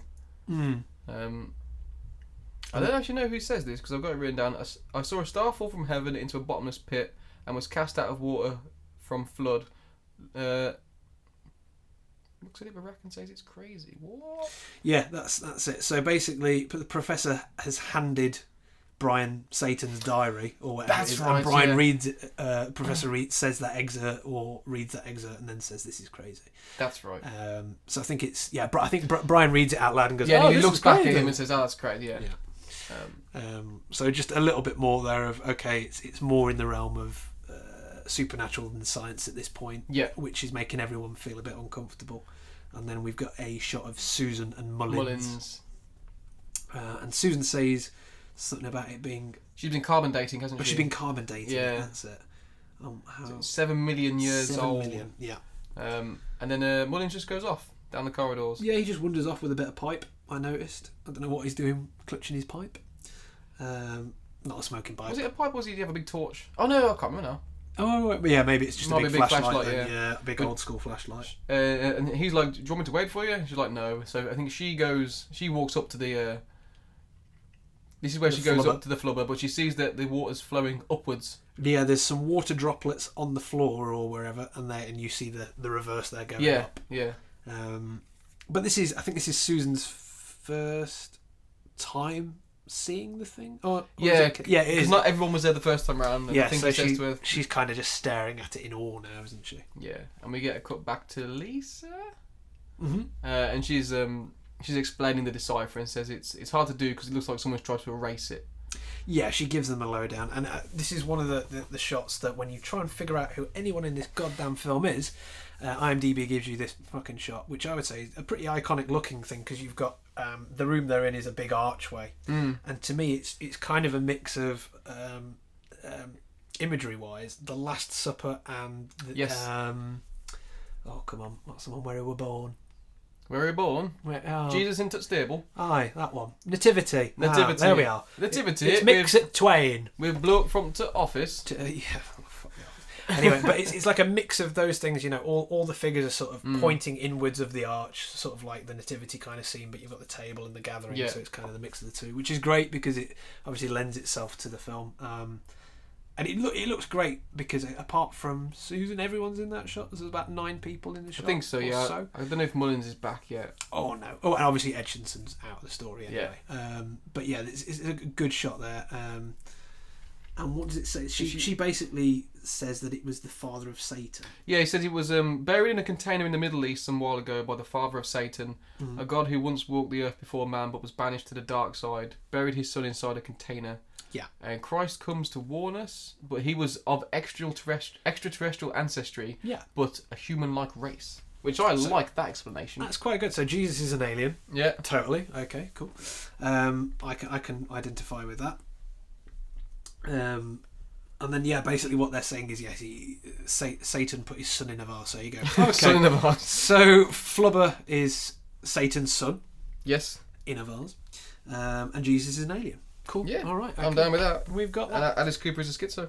Yep. And then at this point we got it switches back to Susan, and it's just her staring. And at this point I've just got to notice, Susan, no, because the possessed Flubber Ghostbusters goo type shit sort of pushes the desk telepathically, if you want to say. And then we get this noise which sounds like a sink emptying. It's like and Susan is, and we are watching these upward drips. Yeah. And then we track those to basically a pool of water on the green water. Perfectly square pool of green water on the ceiling. Yeah. Which defies all logic. It does. Water never stays on the ceiling. I've tried. I know. I keep throwing glasses, but no, just nothing. Just broken glass and comes down from the ceiling a lot. It does. But then it gives her a spraying, doesn't it? Yeah, and but. It was clear. This is the only thing. It's clear water. It's clearly just from like one of them. It's someone off stage with a super soaker. Yeah. But I don't. Does it knock her glasses off because it looks like she wasn't wearing glasses? A continuity error, perhaps. I'm not sure. I think she might have done the whole taking them off in wonderment shot before. But suspiciously, she stood there and it goes all perfectly into her mouth. It does. Like it hits her in the face and she screams and she's like, drink all that down. And then she starts choking, and it is not overly convincing. She's like going, I'm not going to do it for you. But she just starts sticking her tongue out and going, she's basically throwing up. Well, she's trying to gagging and throwing up. And whilst clutching herself and like spinning around. And I've got very odd acting choices made. Very odd acting choice. But,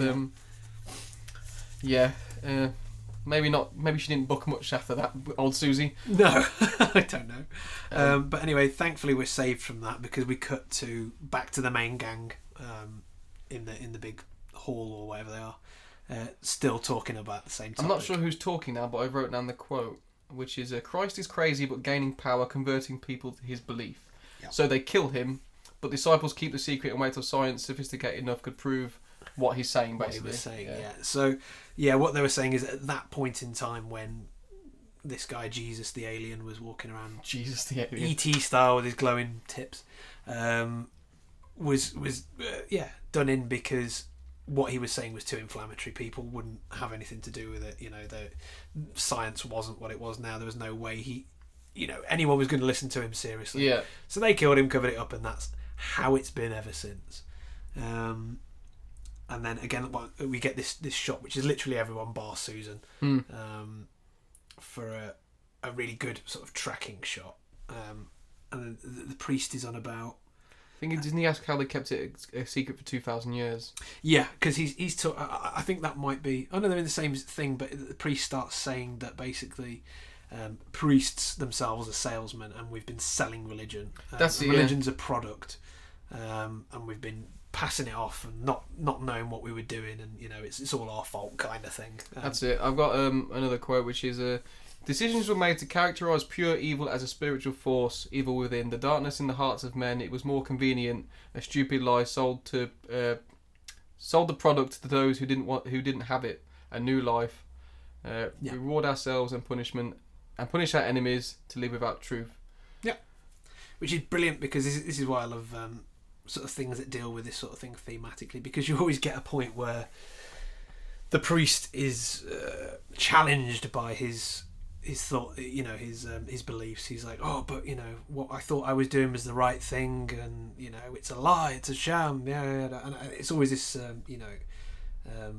conflicting nature within him to remain. Is he being tested? Is his faith being tested, or has it been a lie?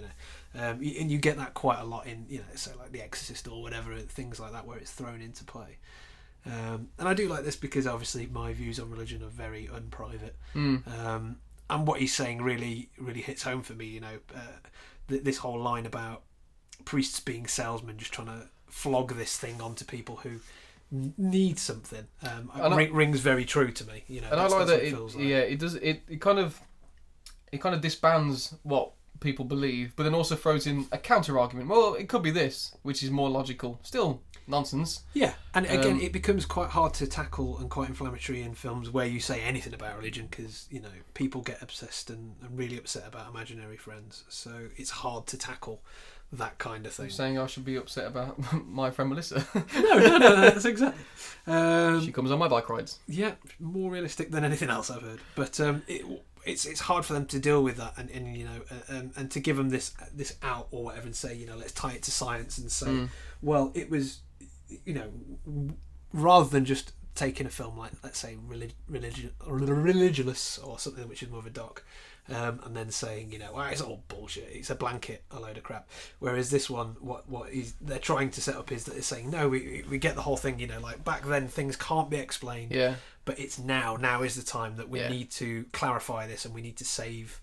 Yeah, it's spawned from something, but it isn't what we think it is. Yeah, exactly. So it's a nice one, because for me that's a nicer outlook on in terms of things like that, and it's not full on just having a go at anything. It's just saying that the priests were kind of in the dark. It was only the Brotherhood that knew about this, but it was covered up for so long that now it's good that they had the foresight to wait that technology would get that well. Well, yeah, because it might not have done. But yeah, anyway, we get the. Well, it goes back to Susan choking on the floor again. Yeah, so she's gagging and being possessed and generally acting badly. Yeah. Luckily, that shot's straight off to something else again. It's the seismic. It's Brian's seismic reader. Yes. There's a massive burst of energy. Mm-hmm. And this is where Walter comes in. He's like, everyone's acting like we should really take this seriously. Yeah, and you're not, are you? No, and then again, he still thinks it's bullshit because he says so again. It's bullshit. And I had a really hot date tonight, and I'm not gay. Where's my pink shirt? Yeah, exactly. But then we're back to Susan again, and I think our synth music, which is still going, it turns a bit evil now and a bit slower, and she stands up now. And we know she's evil. Yeah, she kind of stares at the goo and. Yeah, she's been possessed by something. Yes, yeah, you can tell that's happened. And then again, only for a second, and it's cut back to Kelly and Catherine, who are again discussing this whole science versus religion sort of aspect of things. And Kelly sort of says to her, I mean, what she's kind of saying, what would you rather believe? Do you want it to be science? Do you want it to be religion?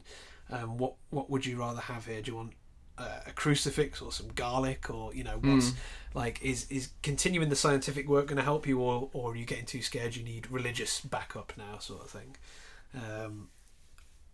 And so that it's just a tiny bit of how the characters react in this situation. It's what they're thinking at the time, and then it's I think I can't remember who it is now having another conversation. It's the professor. I think it's and Brian, and he's saying.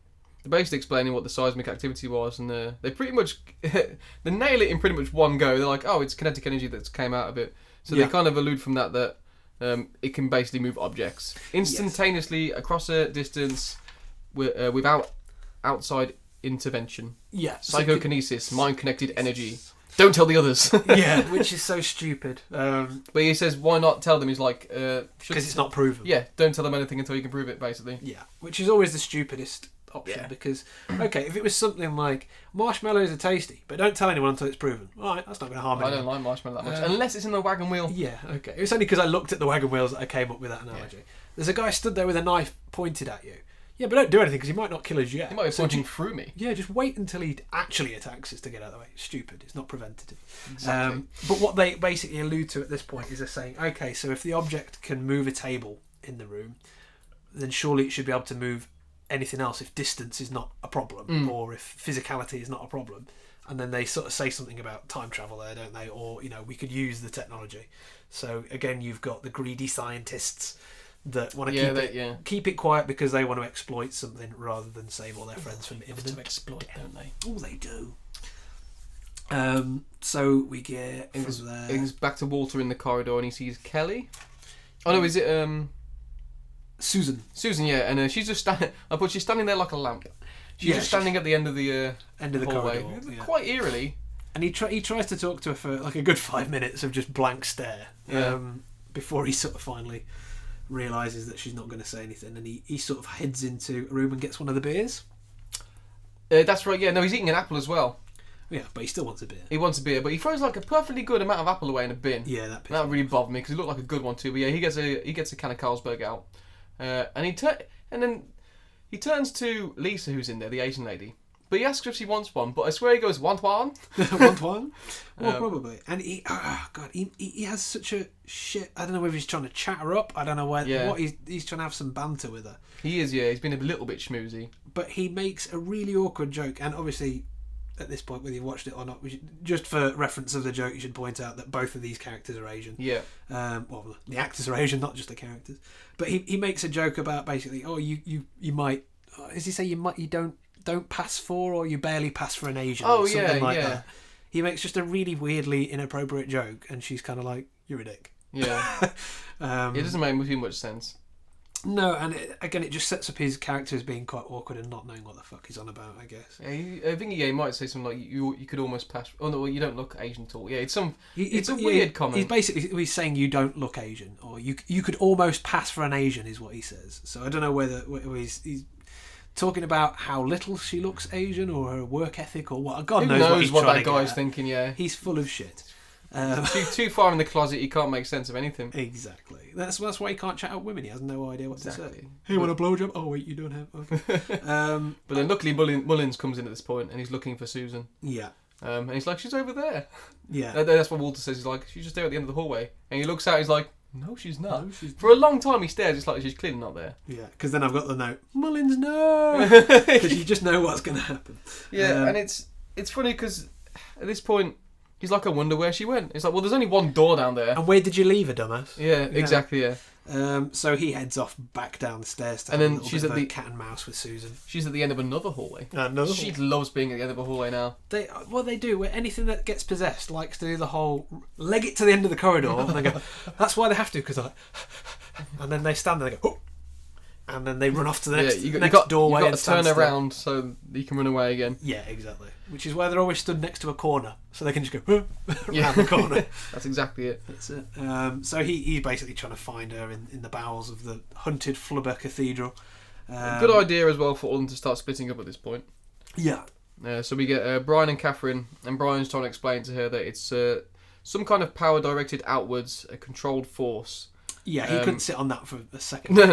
Yeah, he went and told his girlfriend straight away. Yeah. And she asks him what it's doing, and he's like, it's reaching out, influencing, changing things, moving objects by thought. Ooh. She's like, look at your fucking good mustache. He's like, I love your mullet. Oh, damn. Sorry, he should have said, Catherine, I must ask you a question. And she said, oh, let me mull it over. Damn it, those two were amazing. Perfect for each other, weren't they? They were brilliant for a joke that would be coined 20 years later. Exactly. They are the basis of that joke. Some kind of power directed outward, a controlled force. What's it doing? Reaching out. Influencing. Changing things. Moving objects. Then it's back to Mr. Mullins. Yeah, in the Chamber of Secrets. Mr. Mullins in the Chamber of Secrets. Who's investigating the catacombs of Flubber. When he's investigating and there's an increasing beep, like a computer generated, beep, beep, that's beep, right, beep, yeah. beep. One of those that just escalates and gets quicker and quicker and quicker until he sort of gets near to it. He finds her glasses as well. He finds Susan's glasses. Sees her glasses on the floor, yeah. And then you get a big old crack. Wallop. Yeah. She just...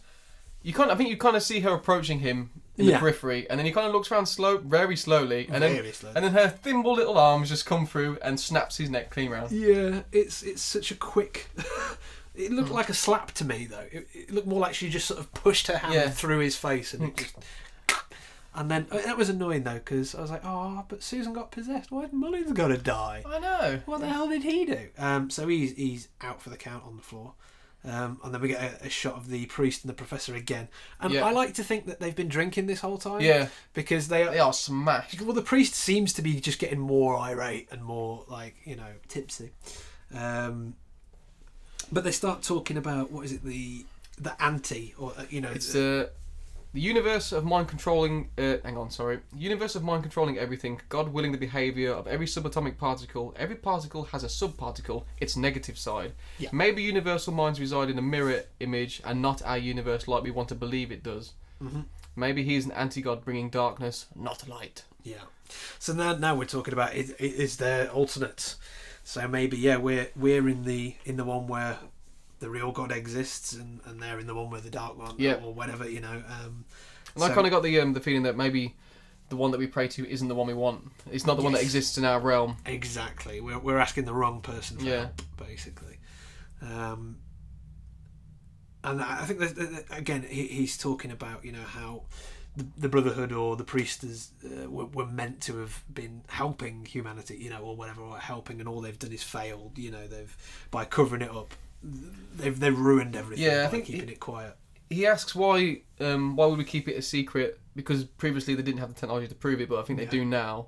And I think Donald Pleasance says he has a responsibility to warn the world now, but then it gets cold in the room, doesn't it? Yeah, he's like, it's as if something's walked through the room. Yeah.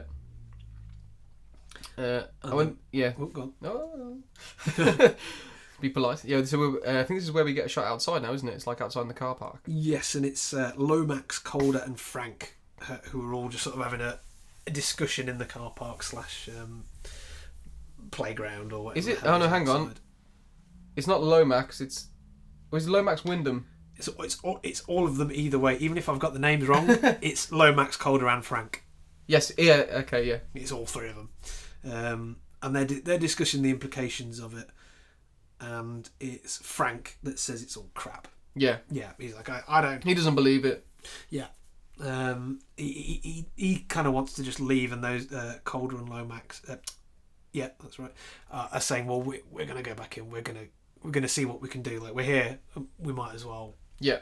Keep cracking. So they kind of leg it off back inside up the forest gate, don't they? Yep. And then I'm like, Alice Cooper's coming. But so, doesn't he say Lomax actually says it's Kaka? Yeah, Kaka. It's Kaka.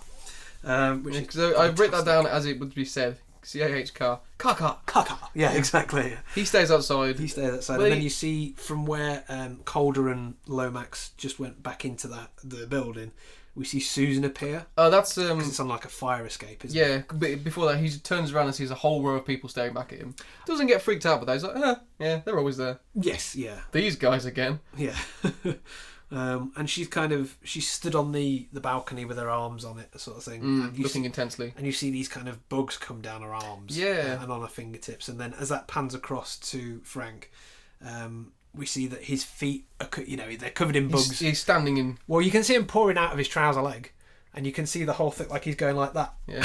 You can see he's tugging it to make the bugs fall out in his trousers, which I thought was the greatest scrape drop in the sand. Yeah, well, because you can see the level of the leg go up. So it's like, okay, fair enough. So we see that, and as that's happening, and he's getting, let's say, enveloped in bugs that are crawling all over his face, the bag lady turns up. I thought it was going to be Alice, but it's the bag lady. she's got half a scissor. Half a scissor. Well, half a bike, half a scissor. Or is that? No, it's a scissor. It's not half a scissor. It's half a scissors. It's half a scissor. She's got a scissor. She's got a scissor blade. She's got a stabber. She's got half a pair of scissors. Half a pair of scissors. And she gives him the big old stab massive. Once in the neck, a few times in the back. Yeah, she rips him up a bit. Again, it's not very graphic. It's more Psycho style. We just see shots of the blade going down. Not much like stabby penetration style. Yes, yeah, no. Again, there's barely any graphic violence in this at all. And nothing really disturbing that's going on in terms of that. So it's quite a quick scene anyway. He gets stabbed up and that, and shot of Susan's creepy possessed face. It's obvious she's commanding. She's the one telling him to do it or whatever. And then it's a shot back to Lisa, who's typing some more of these equations down and translating them into things. She hears a noise and then she looks around and there's a door that says nursery on it. Oh. I'm like, ooh. Yeah, because she's all like, hello. Yeah. And as she's typing, did you get that bit as well? No, actually. No, I did. It's only a tiny bit of line. It's be you not deceived of his purpose, for one will be chosen. Ooh. And then what we see is she kind of looks over onto the side and we see that symbol. Which is a different variation on, let's say, a sun and the moon, where this time we've got the sun on top with the moon coming down to form, like, let's say, a hook at the bottom. Yep. And again, she starts going, kind of has an investigatory look outside the door, but she can't see anything. No. So she goes back and sits down again. And then we're back in the chapel again. Yep. And I think Calder says Wyndham's left.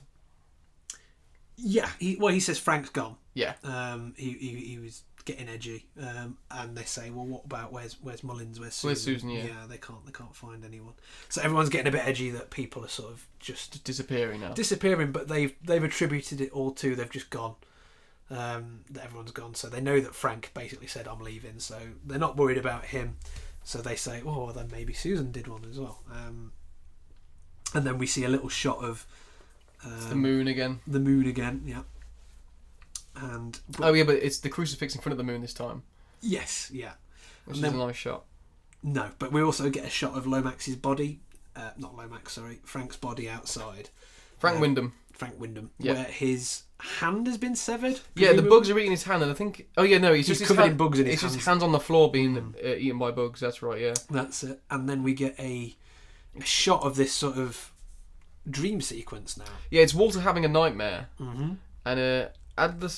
so it looks like it's all shot handy cam, and it's the outside of the church.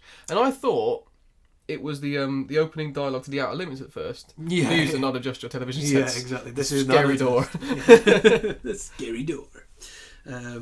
But yeah, you get a little bit here, and it's only a fragment for a second. Yeah. That says this is a broadcast we are trying to get through on your frequency, but we can't. And then he wakes up. Yeah. And all we see is this sort of pan, and it's the front of the church that we're in, and it's a very slow tracking pan from left to right to start to reveal the door, and as you start to see a figure in the doorway, he wakes up. Yeah. And it's revealed that it's Walter's dream. Yeah. And then it's back to Lisa again, but then I think Walter wakes up and he comes out and he says to her, I think he's going off to search for Susan with someone at this point. Well, Brian comes in. He says, "Have you seen Mullins?" Yeah. And did you hear anything or have you seen anything? And he can't find anything. Yes, and so I think Walter goes with him and he says, if I don't come back, you can have my Porsche. Yeah, yeah. And at that point, so it's and now it's Lisa that goes off. She goes for a lie down, basically. That's it. Well, she's got bored of a text adventure, hasn't she? So yeah, that's right. Yeah, enough Atari for that day. Sod Zorg, I'm going to bed. And there's a long shot there where Susan sort of materialises. I think she's behind the door. Yeah, and she slowly closes it. Yeah, it's a bit of a weird, creepy materialisation. Yeah, but she's in the room regardless. She's there. Mm-hmm. So it's I think we get a shot from outside the church, but it's back inside, and it's Iraku's having a dream now. Yes, so it's the same thing again, and it says this time our culture has not developed the technology to be able to broadcast your consciousness. Yeah. So it's the same again. We hear the same thing. We're on this frequency, but a little bit more. Shot, but like a fraction of a second more of this time. And the professor wakes up, who's pretty freaked out by that. But priest Donald Pleasance, he knows exactly what's happening, and he just says to him, "The Brotherhood asleep. Anyone in close proximity has the same dreams. Yeah. The one you just had now." Yeah, and he says, and they get stronger. Yeah. And so basically anyone who's at the church gets the dreams. Yeah. Maybe that's why people moved from the photo shop next door. Oh, fucking hell, I'm gonna get a night's sleep. Every negative that comes out just comes out as that dream. Yeah, exactly. And then we've got the next shot is back to Susan and Kelly. Yeah, Lisa. Lisa. But it's really weird at this point because Lisa's awake and just watching Susan slowly walk towards her. Well, she's like climbing over on the bed. Yeah, and she's like coming onto her a bit. Yeah, and she's just like, oh. But then then, she had a super soaker hiding behind her head. Yeah. And she gets sprayed in the mouth. Yeah, she pukes all into her face. Yeah. That's lovely. Which we knew was going to happen. Well, yeah. But again, it was like, up to that point, Lisa seemed into it. She was like, okay, let's see where this goes, Susan. It wasn't very nice for her. And then it goes back to... it's Donald Pleasance in the barack again. So he's asking what does it mean? What is the dream, yeah. Yeah, I think he says it's a premonition. We will start to have it whenever we sleep now. Yeah, and it unfolds every time. So you'll see more and more every time you go to sleep. You'll get more of the dream. Yeah. And then that cuts back to Brian and Walter. Yeah, they're at the Green Flubber and they're looking for missing people. Yeah, but they don't notice Mullins dead on the floor. So I've got a massive idiot. He's right there next to your feet. And they didn't notice the massive green gloop pool on the ceiling neither, which is dripping into Mullins' mouth. Yeah. Well, that's it. Because you see him with his dead open eyes lying on the floor, and then and the water's sort of. That's the one. Because flicked my cheek way too hard then. But he's being filled up with Satan's fuel pump, isn't it? It really is. And we're back up. I think back with Susan now. Not Susan, Catherine. And Kelly comes in. Yeah. And she goes, 3:30 in the morning, no wonder I'm tired. Yeah. It's not very good acting. I want to sleep now. Yeah. And then she goes to her...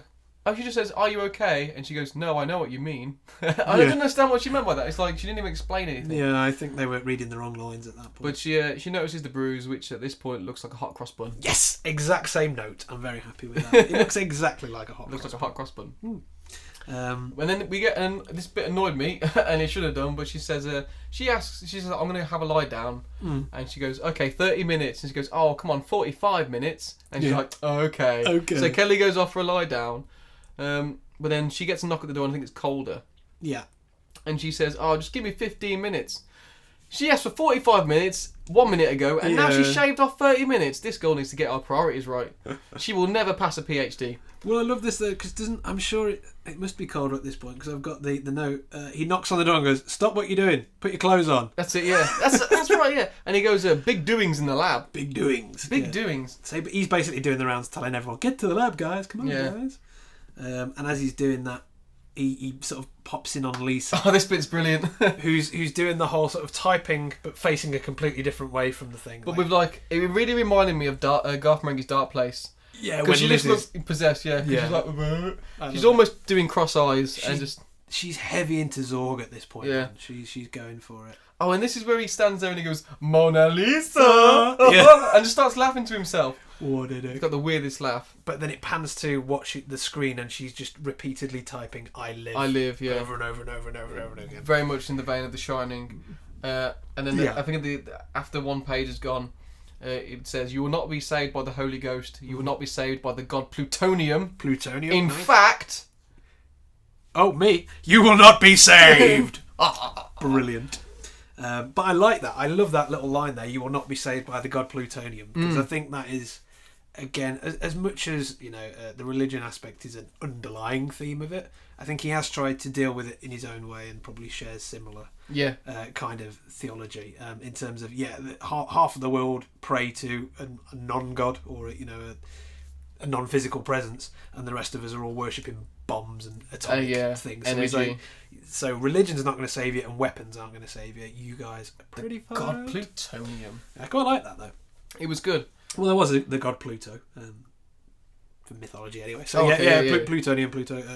Even if you could say, maybe he's referencing Greek mythology or whatever. No, in fact, he's talking about atom bombs.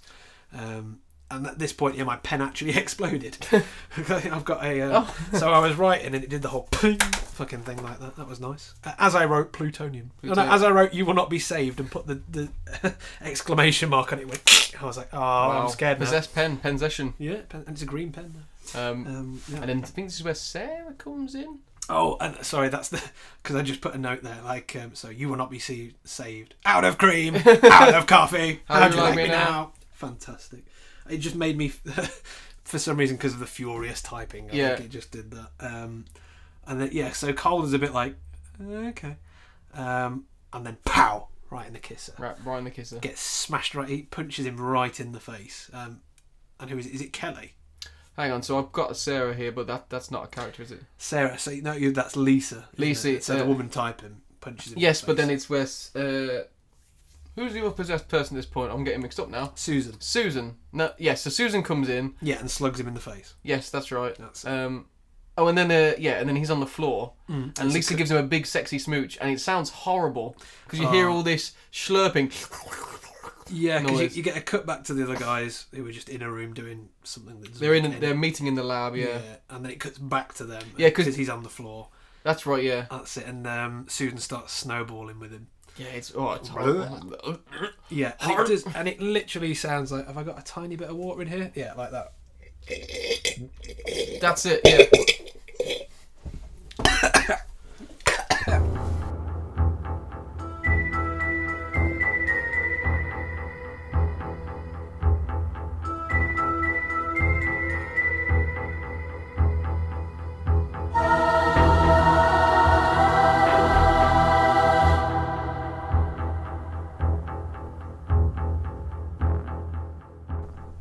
Are you quite done now?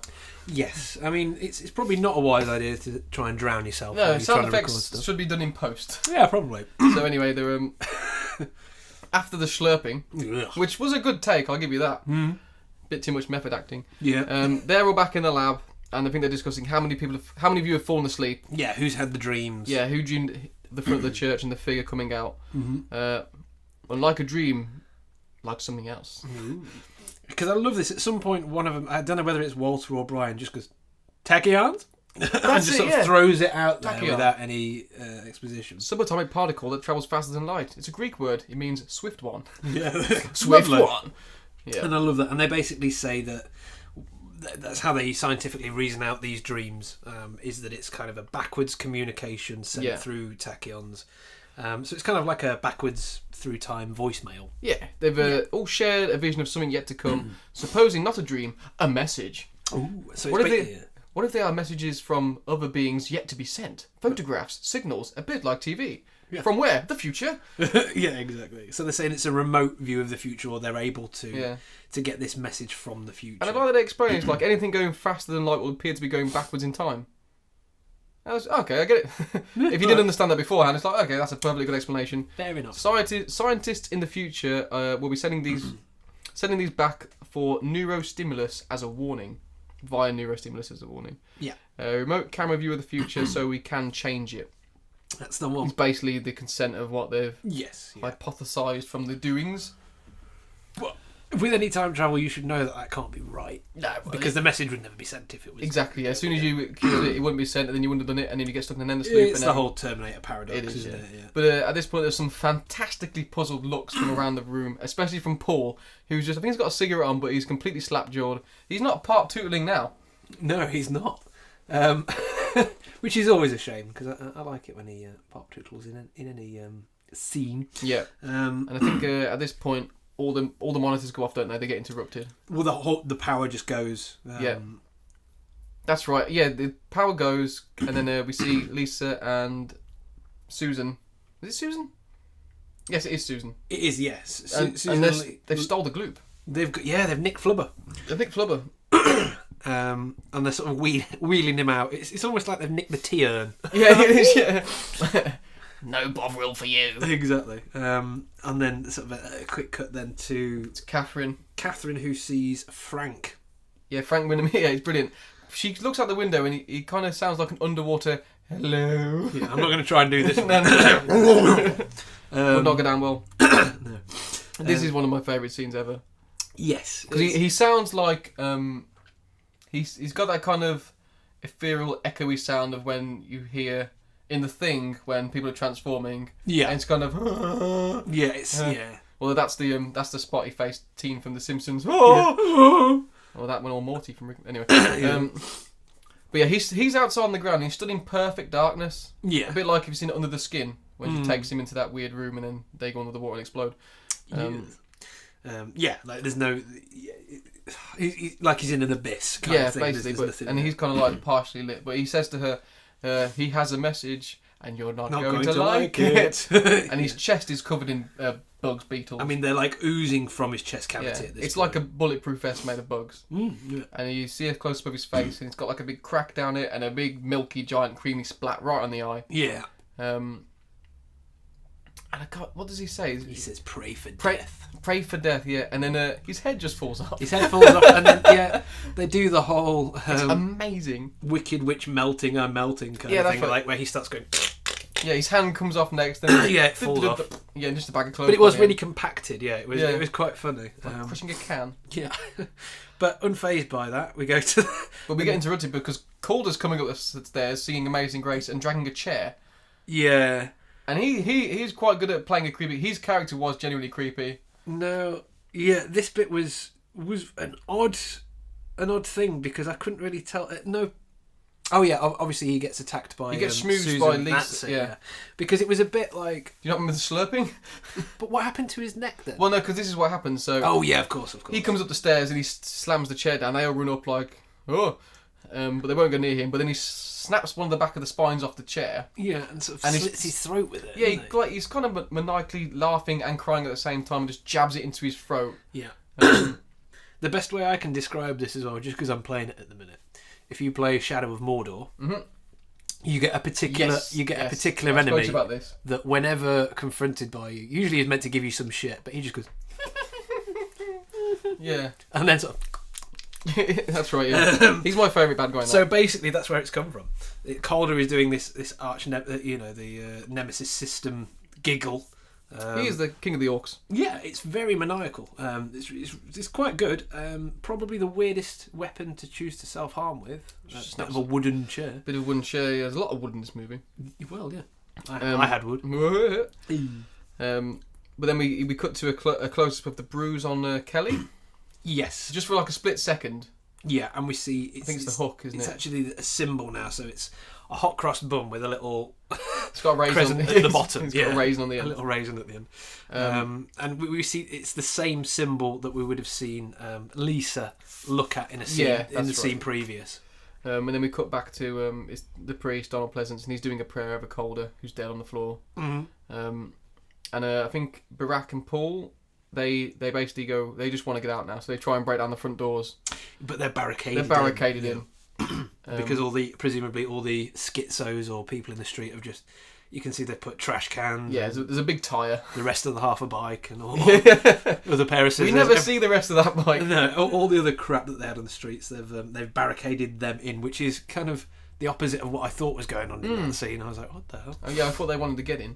Yeah. But they have a look out the window and like there's hundreds of people now all looking in. Yes, yeah. But yeah, so Walter he's looking for Kelly at this point, and he hears I think he hears the water flowing, and this is that's right. This is where he walks in and he sees the flubber and the pool on the ceiling. Green pool above Kelly's bed, isn't it? Yeah, because they moved it to a different room now.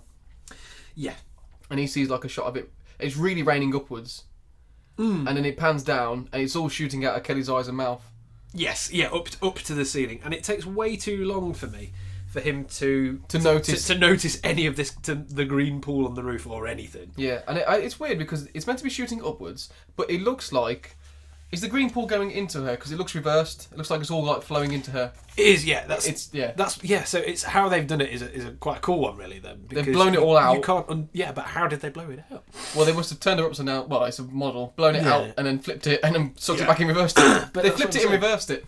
They did. They did the original flip reverse. Exactly. But I thought that shot was pretty cool. It was a really It was like because it's not just out of a mouth; it's coming out of a mouth and both eyes. Yeah, it does look really good. Looked awesome as a note, but this annoys me. So Susan kind of startles him, I think, at this point, and Susan knocks him down. She comes in and lays him out again. I don't know. I thought he was startled, and he stacks it over a bed, and then he's kind of concussed on the floor. No, she does the same thing that she does to Calder. She just walks in and slaps him. Oh, does she slap him? Okay, that makes sense because it annoys me because he knocks him out, but he lands on a pillow. It's like, okay. Oh, Walter. And then the rest of them, the rest of them that are left, they meet in a hallway. Yeah, they're in the corridor. Yeah. And Dr. Leahy is, is he there? He's on his own, I think. He's walking around. Yeah, he kind of goes to investigate what's happening. Or Paul, as you've been calling him, yeah. And he takes a load in the face. He takes a spray from Lisa. Yeah. And then at this point, Walter gains consciousness and gets up. Because just before that, Donald Pleasance, the priest, he sees what happens and he kind of shifts off and locks himself in the room, I think. Well, that's it. Well, he runs and hides behind a boiler. He does, yeah. He doesn't even shut the door to the room. Oh no, he does. He shuts it and locks it, and then I think we see Walter come to, and he locks himself in the closet. Yeah. Because at this point we've got the other. Basically, just before he runs up there, Walter gets up and legs it out the room, and then Lisa comes out along with Creepy Calder and Mad Mullins. Because all three of them are all possessed now, so they're all like at different ends of the corridor and doing the whole, bringing them in, corralling them sort of thing. Which is where the priest runs off into one side room and hides behind a boiler, and then whoever we've got left out of Susan, so it's Brian and Catherine and Lomax. And Lomax. Lomax, who we forgot about. Yeah, because he's just such a non-entity up until this point. Yeah. Well, even later on. But cookie cutter. But yeah, they all run and they barricade themselves in another room. That's right. And which is, again, why I don't understand why the priest went to another room. Why didn't he go with them? But okay, fine. Maybe he thought he could chip off early. Yeah, I guess so. But I quite like... Carpenter's good at that, putting everyone in a same situation in different places. Yes. And having it... Because this is where we get a lot of quick cuts as well. But we get Lisa in the middle of the hallway standing over Paul. And then we get... Well, Calder's trying to get into the room that the priest is in. I think at this point, he's just stood at the back of the corridor and he's laughing again. Oh, he's doing that. Yeah, it's really weird. And this is where Mullins comes in. Because he comes around the corner the opposite end. But he's just doing this. Oh, yeah. He's just got his head to one side, slightly smiling, like... and it did make me laugh, because it just looks silly. Yeah. And then, what is it? There's just a load of shots at this point of, like, tense, staring faces. Like, it just sort of pans to everyone. That's right. And it's revealed at this point that Walter is hiding. And where is he, Tom? He's in the cupboard. But more precisely, he's in the closet. He's in the Oh, yes. Uh-huh. So now we've got Walter in the closet. He's in the closet. See, this is my third. Why is he such a... why they say maybe that's what the whole film's about. It's all about his coming to terms. And Christianity would not accept a homosexual man. Exactly. And the title, Prince of Darkness, he actually wants a big black cock up him. Cut that out. Good God, man.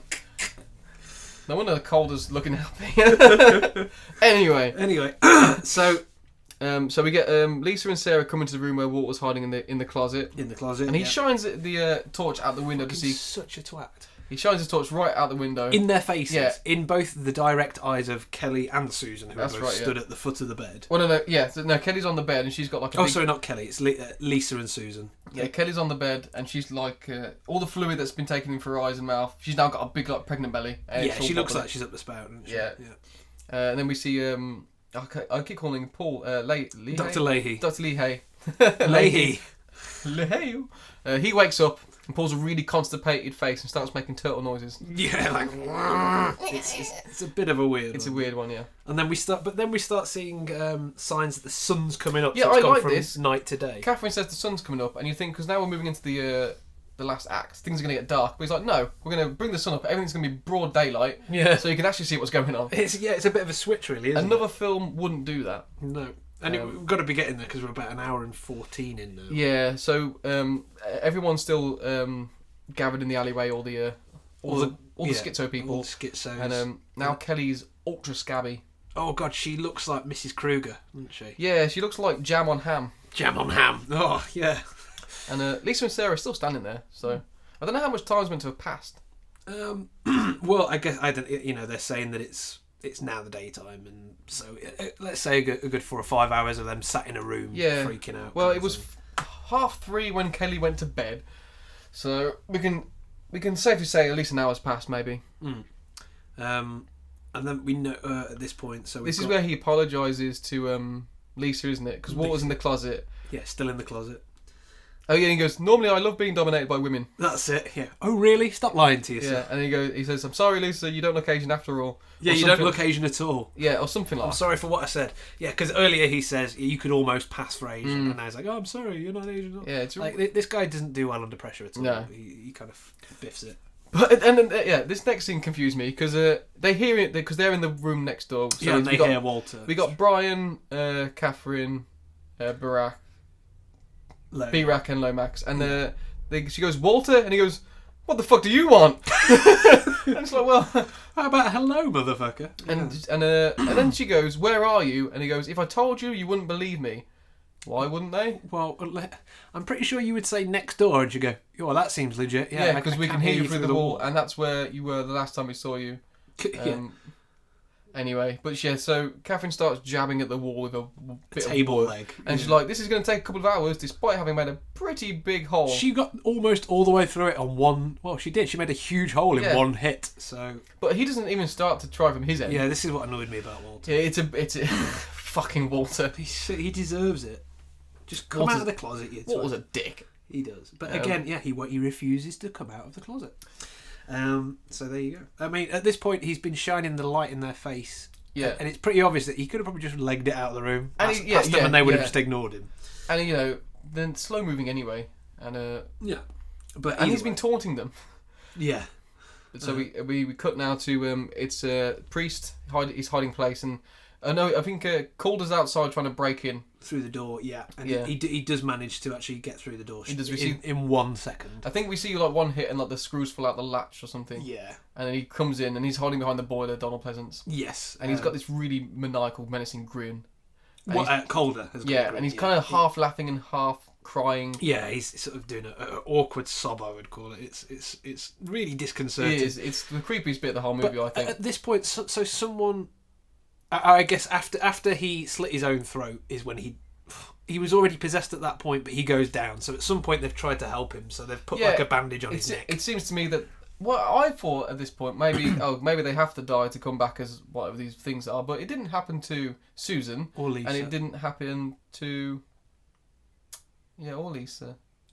Mm-hmm. Yeah, maybe it doesn't happen to women. I don't know. Yeah, exactly. Yeah, so he's sexist disease. He's got a little band-aid around his neck anyway, which just makes it weird. And he basically somehow doesn't look in the obvious only one hiding spot in the room and makes for... It's a giant mirror in a boiler room. Huge full-length mirror, yeah. In the boiler room. Yeah. But then we just cut to the strangest nonsensical bit of the movie where Brian just jumps out the window. I didn't really know what he was going for at this point. So the window's overlooking the alleyway, which is where we saw what's his face get killed with a bike. Yes. So he's like, get ready to bring me back in. So Brian jumps down. They're all standing at the window waiting for him. All the people in the alleyway start walking towards him. He panics and does nothing. He does just nothing for quite around. A bit, yeah. And then he's like, "Shit, I need to get back up." Yeah. And then they bring him back up. Well, I love this bit though because for two reasons. One, if he'd have just kept going, he could have got over the fence the other side. They would have been trapped behind the fence, and he could have legged it away. Also, doesn't start running off until the last minute. It's exactly like every fucking team on the Crystal Maze ever. Yeah. Leave it to the last. Come out! And then they do this thing where they sort of grab him, but somehow he manages to get in through the window feet first in this scene. If you notice, like, I don't know how he does it, but they end up pulling him with his legs. I was like, hold on, how did he get what? And you know what else annoyed me? It was like, so they're not doing the wall anymore. Just got bored of doing that. Let's just try and escape and leave Walter in his gay cubbyhole. Yeah, so we get a cut back to Kelly, who's now thriving around. And do you want to tell the joke that Walter tells? Oh, I'm trying to remember. Hold on. You got it written down. I've got it written down. Oh yeah. I just had to find the punchline. I love this bit. It's the only worth that Walter has in this whole thing. So he's still stood in the cupboard. I'm just going to say this. I've never heard an Asian person tell a Jewish joke. Yeah, and I was like, at this point, really, Walter? You're going to tell the Jew joke now? What the hell? But it's brilliant. What does he say? Have you got it written down? It's a Jew. I haven't got it word for word. But a Jewish mother is waiting for a daughter at the airport. Yeah. And she sees her daughter come off, and she's with this fella who's got a big bone through his nose and feathers in his ears. 8 foot tall Zulu warrior. 8 foot tall Zulu warrior. And when she gets to her, she says, "No, I said a rich doctor." I love it. Brilliant. Terrible. It is awful. It's like a Zoidberg joke. It's fucking amazing. It is a Zoidberg joke. And that marks the 1 hour 20 mark of the movie. Jeebus. Yeah. And then it's so we get the shot's a bit longer this time. It's another dream sequence, and it ends with we just hear transmitting from the year 199. Yeah. Not 199. Because we can't. I'm not going to tell you what year it is going to be, Dan. But yeah, because you would read a year like that. Yeah. Because this year is 2018. Yeah. Anyway. Yeah, exactly. But they're through to the brick now on the wall. Yeah. And he's just kind of politely dusting some dust off the bricks. Like, he doesn't want to make a mess. Yeah. So he's just dusting the bricks off. It's a bit weird, that. But sorry, just to go back to that little bit with Walter and the joke, because obviously the girls blankly stare at him. Yeah. It just proves to me that they're dead inside. Who does not laugh at that joke? But especially anyway. coming from a guy, from their perspective, a guy in a cupboard tells you that. You're gonna laugh. Like the shortest Chinese guy in a cupboard, potentially gay, tells you a Jewish joke. You can't even. Well, only Carpenter can write that shit. Yeah, I mean that's just testament to the actress's ability to ignore the crap out of Walter. But yeah, we've got what is it? There's a weird. It's a bit of a schmoozing scene. Because who is it? It's Catherine that wakes up, who's had this dream this time, isn't it? I think so. Yeah, and she goes over to Brian. There's a weird, little tender moment. And I think she says something to him like, "That thing I didn't want you to tell me. Maybe you can tell," or something like that. Yeah, basically tell me now because I think we're gonna die. But this is the moment that I noticed that Brian's mustache isn't even on one side. It's way much longer on his right side. Really bothered me. It's still creepy as a motherfucker. And then it's back to Calder, who's crying in the mirror again. Yeah, and the priest, he just starts. Well, I thought he looked bored at this point because he's just reading his Bible. But out loud. Yeah, I think he's like trying to do incantations or something. Well, no, he's just saying prayers. Yeah, but he'll hear you. Yeah. And if he's that bothered with the mirror, leave. Yeah. Shut the door behind him. Go find the other people. Yeah. Weird. But that's again for like a second, and then we're straight back to Kelly, who's got like full on Krugerification, lesions and shit. But she got skin like a soggy cardigan at this point. She has. It looks bad, but the swelling's gone down. There's no big pregnancy. And she's making kind of weird exorcist demonic noises. Yep. And then we get a shot of work ants. Is that right? Yeah, a little bit there. Again, we've still got Walter just staring at this as it's going on. It's like, come on, Walter, just get your act together and get out of there. Yeah. But yeah, there's some more ants. Oh, that's right. They're studying them, and someone's, I think it might be Birak, who says they're driven to higher purpose unknown to the individual. So then someone goes, demonic possession. Mm. Which is a bit of a weird. Yeah, and then they kind of say, why would he need us referring to? I imagine Satan. And then he says the book says his purpose is to bring his father back from the dark side. Might have limits to what he can do, but maybe he needs something more complex to his life cycle. A host? ? Yes, I mean obviously this was set up by a bit earlier in the film where Lisa was doing her little typing, and it said the text that she did was that he needs a vessel. And then it says, where is it? Something about the chosen will bear the mark. So it's from that point in the film, you should have already really have understood that Kelly was being. It's a bit obvious. There's a bit here where Walter basically gives them an update and says that her swelling's gone down and that her bone structure has changed. Yeah, it's very on the nose. From he wouldn't be able to tell. Swelling has gone down as if the liquid has been absorbed into her system. Yeah. Tissue changes on the face and bone structure is changing. And then so I can't remember if he says it or someone else says it, but a parasite and host, a gestation period. Yeah. So basically, whatever's taken hold of her has completely gained control of her now. Yeah, I think are they reading a book or some scripture? Because this is where Catherine notices. Oh no, that's what she just remembers. She's like, oh, I've seen it before. The bruise on Kelly. She saw it in a history book. Astrologer staff used in a ritual magic in the Middle Ages. She was chosen. Yeah, which is great information that would have been pertinent an hour ago to the rest of the people. But then again, we've got a shot back to the priest who's again praying out loud. There's a bit first where Birak goes to Walter, keep watching her closely, and he goes, but I have to use the bathroom. Yeah. It's like, well. No, he says, tell us anything that you see. And he says, but I have to use the bathroom. Yeah. So again, that's like, you want me to tell you about my cock? Like, see, all these... got it on the brain. Yeah, exactly. Dick on the brain.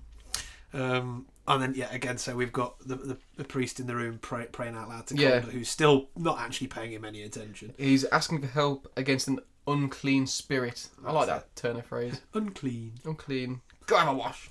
And at this point, again, Walter is we're back to Walter in the cupboard again, who is full on shining his torch in everybody's face. Straight at Kelly's face. Who obviously just looks at him at this point. Yeah, she looks up and smiles, and this is it's the best bit of acting she does in the whole movie because she actually looks quite spooky. Yeah, she's pretty creepy. And she shifts one of the cots on the floor. Yeah. Which gets a reaction from Lisa and Susan, who are standing nearby. Yeah. And obviously they all focus in on the torch that Walter's been showing his position with the entire time. We get a quick snap cut of Calder. He seems to notice something and starts to turn around to leave now. Yeah.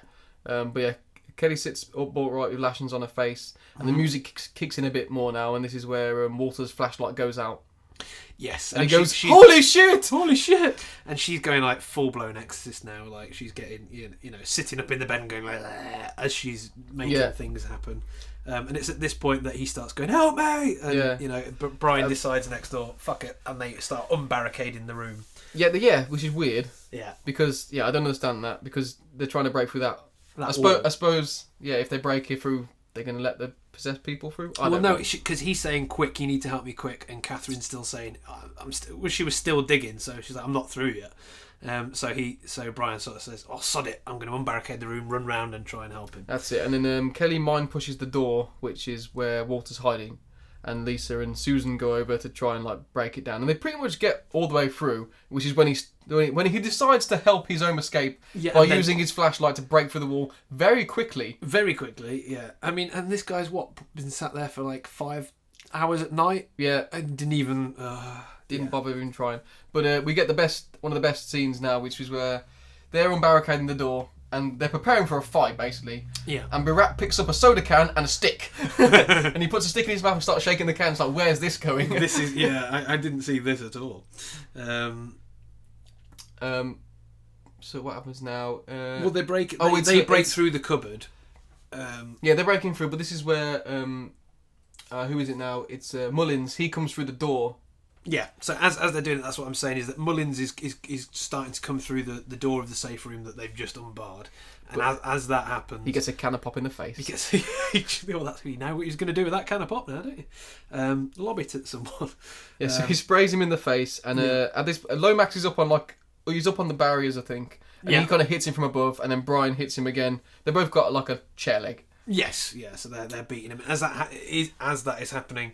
The wall is broken through. Catherine manages to start pulling Walter through. That's right, yeah. The wall, and then Lomax manages to get a shot of water into. No, sorry. Mullins shoots Lomax with the water, gets it into his mouth. Yeah. Just before Barak stabs him in the eye with his stick. With his little stick. Yeah. Which is so weird. And then at that point, Kelly is in. It pans back to Kelly into the room, who sees a little pocket. It's a makeup mirror, isn't it? Yeah. And she sees her face in it and sort of freaks out. And it kind of goes frosty, and that's where frosted glass comes from. Yeah, exactly. But yeah, that's where it kind of turns to a water, doesn't it? And she puts her fingers through it. Well, not yet. Not yet. Not yet. Spoilers for later. Spoilers. Well, at this point, we've got Leahy's coming into the room now. No, but Brian goes out into the hallway and finds Leahy because he tries to squirt him, but he ducks it. Yeah. He just sidesteps him and then gives him an upper hit with strafe. Yeah. You hit that quick time event just right. Yeah, and that's it. Sorry, so at this point Walter is only halfway through the wall now. Yeah. And there's a tug of Walter going on. But Lisa's got his leg. That's it. Who is basically just being pulled through with him. And again, I keep saying every time I go through, I say this is my favourite, but this is one of my favourite bits because they just start slowly patting her with bricks. Pat, pat, pat, pat, pat, pat, pat. Yeah, they start trying to bash her head in, and it's like that's never happening, guys. And he's like, it's not working. Yeah, try actually hitting her with real bricks then. So Walter knees her and then just throws her out the window. He's like, oh fuck this. Yeah, just knees her in the belly, straight out the window. Quite interesting that, because she takes a trip out the window, and then as we're going back to that's as Kelly is pushing her fingers through this mirror, and Calder gets his attention. He sort of does something. He sort of goes or something, and she then drops the mirror. That's right. Yeah, there's he's being signalled. He signals her somehow, or she knows. Yeah, something happens. Oh, there. She goes over and strokes his face. Well, she drops the mirror. At this point, she drops the little mirror. I think she screams as well, doesn't she? Maybe. Yes, that's it. Okay, so she screams and drops the mirror, and then walks off. And then you see Calder and then you see her walk past the door, and he kind of goes, "Ah," and she comes, and she comes in and strokes him, and then it's revealed that obviously what we're looking at is this full-length mirror. So he basically has found the portal she needs. And, and has ignored the priest and gone, I'm here. I've got a better one of them. Yeah, I've got eyes on it. So we're like, oh shit. We know what's going to happen here. So then it cuts back to in the room where the scuffle was, and at this point Lomax has changed, and he goes straight for Walter, but he just picks him up and throws him straight out the window anyway. Yeah, well, no, it's Susan that goes out the window at this point. Is it? I thought it was Lomax. No, it's Susan. Oh God, they all go out the window. I can't remember what happens to Lomax, to be quite honest. I think he dies quite quickly. No, I've got that Lomax goes to Walter, and he's like, and he picks up his legs and just throws him backwards, and he goes straight out the window. Well, I've got Susan's out the window, but maybe because I know both of those. That's how they die. They're both on the floor dead in the alleyway afterwards. Yeah. I can't remember what happens to Lomax because it's definitely Lisa who gets dragged through on his legs. Yeah, Lisa goes through first, and then in the second scene because that's. Calder hasn't turned yet because he's only just been. Well, maybe we'll get to it because I've got a few more paragraphs, but we'll see. Or whatever he is. We'll have to go back and figure out what happens to the other opposite person. I can't remember what happens to Frank, but anyway, yeah, it's. I know that Susan and Frank's head fell off. Oh God, Lomax. They should have all died in the first 5 minutes. I wouldn't have had to keep going with the names. That's right. But the two girls are out the window. They're dead. And then we see Kelly starting to put her fingers through the water portal. Yeah, she's at the mirror in the basement. Yeah. And this is where Donald Pleasant's character Priest, he's watching from behind the boiler, but he sees the fire axe. Yes.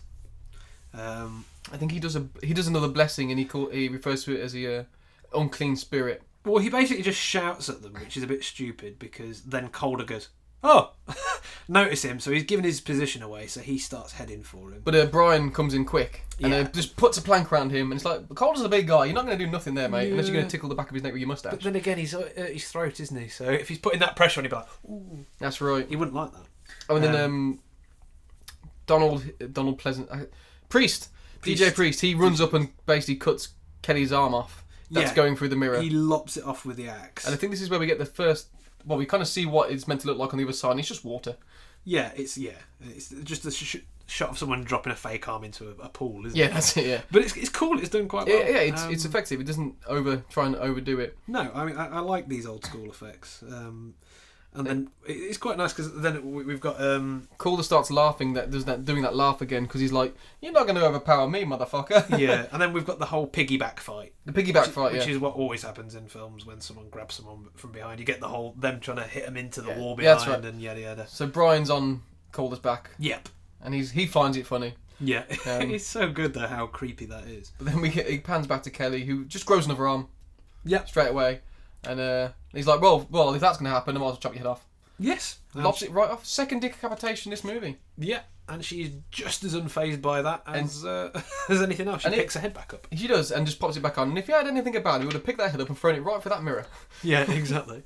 But she chooses... So she's... I don't think she even has it properly on yet. She's like kind of like that. But and then she cracks it forward. Cracks it forward, and then she also cracks the boiler forward. Yeah, she force pushes the boiler right into the priest. Yeah, and traps him up against the wall. That's right. He's no further hindrance, and she starts to resume her onslaught on the mirror. And Catherine's left the room at this point, and she's like, she's escaping, but I think Paul's on the floor.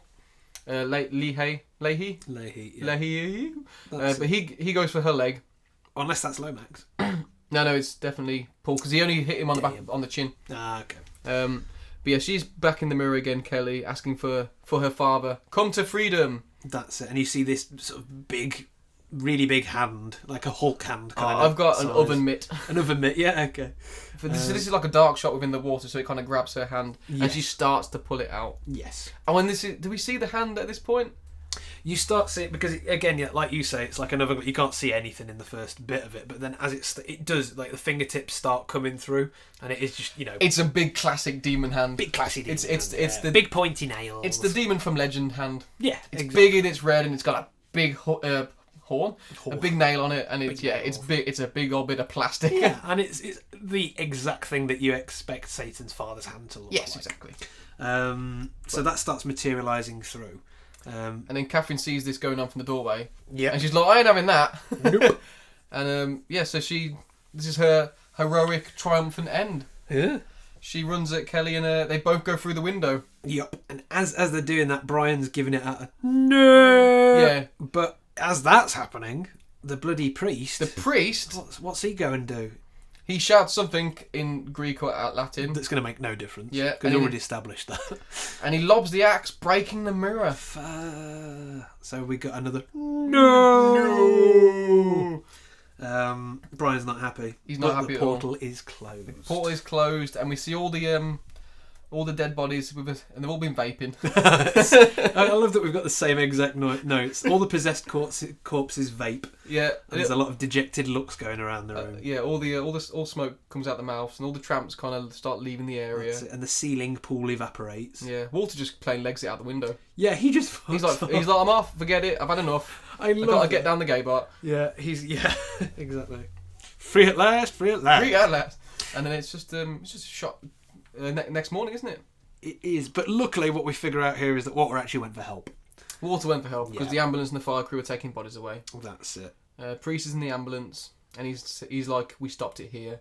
For the grace of God, I stopped it. See, I hate that line. It wasn't him that did it. I've got it written down. And it wasn't God. God was not involved. That basically, the whole film was saying there is no religion, so stop praying to things because they're not going to help you. Actions are going to help you. Well, it annoyed me that he said that he stopped it. It's like, no, they all chipped in, mate. Maybe not Lomax, but they all chipped in. Yeah, like he physically threw the axe, but he didn't stop it. He let it happen and then and then broke a mirror. So 7 years bad luck for him. Oh, exactly, yeah. But he says the future conjured up by the vile serpent will not happen now. Well, maybe it will, maybe it won't. And then I think this is where what's his name? Brian? No, Birak. He's comforting Brian, and he says the smaller parts could not live without the strength of the whole. She died for us. Yeah, she died for us because he's proper bummed out that her mullet's gone forever. Yeah. But then we get a shot now of the full video. Yes. But and this is where it starts off by revealing the year is 1999. So 1999. 1999, which is not how you say it. But this time, the big figure in the doorway, it's not the big Beelzebub-looking figure. It's Catherine coming out of the church in sort of a messianic pose. But what bothers me about that is we're sending this from the future, 1999, which is 3 years later.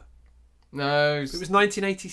Oh yeah, 13. Sorry, 13. Sorry, 12. Okay, 13. Yeah, because it was 1987, wasn't it? Sorry, not 1997. Yes, but that's 12 years later. But still, 12 years. Yeah, and tacky on technology. It's annoying that that's the future to a film that we both watched, and that's so long in the past for us in reality.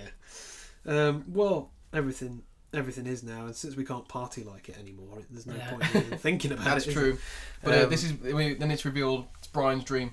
It's Brian's dream, but what we get is more exposition. Is that it keeps coming across. We've sent this back in time for you to try and sort out the events of the past, and as it pulls forward and the mystery figure is revealed. And what I wanted to do is go back and watch that from the original clip because it's not her. It's not her. No, it's a bigger figure. So I think the idea is like with a big cloak, isn't it? But they try and make it look as if that's what it is. I think the idea is that they've changed the future, but now she's the envoy. Yeah, because she wanted to sacrifice herself because that beginning exposition where she's on about she's got baggage and stuff and doesn't like relationships. Yeah. So something, well, I might have read too much into it. But yeah, so she's, to quote Dead Man's Shoes, now I'm the monster. Yeah, so she might be the big Beelzebub now. Yes. But yeah, Brian rolls over. Oh yeah, and there's Kelly's corpse in his bed. Big old skin Kelly's corpse. And he wakes up for the second time. Bah! Second awakening, and he's actually awake potentially now. And so yeah, the last shot of the movie, he goes to look in the mirror, touches the longest side of his mustache, which isn't even, and then wipes it on the mirror. Well, the thing is with this bit, he's reaching out, and it's that literal like millimeter just before, and then we got cut. It's like, is he going to go through the mirror into a portal? It's the whole. Do we know? Don't we know? And then credits. Credits roll. Synth music still going. Did it ever stop? And that is the entirety of Prince of Darkness. Damn. What do you think? I didn't care for it. Yeah. No, it was all right. It wasn't Carpenter's best. Definitely not. There were some good pros and cons. Like the soundtrack, obviously, awesome. Would not have worked. It's not even worth mentioning in a John Carpenter film because the soundtrack is like the third character, or whatever. You know, it's very prevalent. I think there was some dodgy acting from some characters, but then again, I like that he uses non-names, and they're the kind of characters that you don't see in films. Yeah, and I always prefer that. Especially with a horror or something that you need to suspend disbelief. You need to have an unknown, because if you know the actor, it takes you out of it straight away. You just go, well, it's a film. That's why Schwarzenegger didn't work in End of Days. No. Well, he did. Well, yeah. But that's why things like... I'm not really massive fans of the found footage film. Yeah. But those ones work because you're set up as, oh God, this was real, it's not Brad Pitt. As soon as you see Brad Pitt, you go, he's a movie actor, this is a movie. I switch off.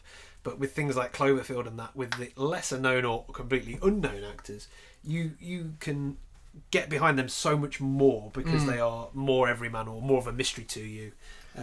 They are strangers, so that's it. I think I remember when the first Blair Witch came out. I swear they paid the actors to kind of lay low for a year, or just asked them to not be in the public eye. So people were convinced that it was found footage. Well, because that's the way they marketed it, is that they said that no one's found these people. And again, that's how, because they wouldn't credit the actors in it, so that you couldn't IMDb them, or that was before it even existed. Probably, yeah. Wow. I think that did come out in 1999. Oh, wow. Which is when so this had a found footage film set in 1999, and that's when the Blair Witch Project came out.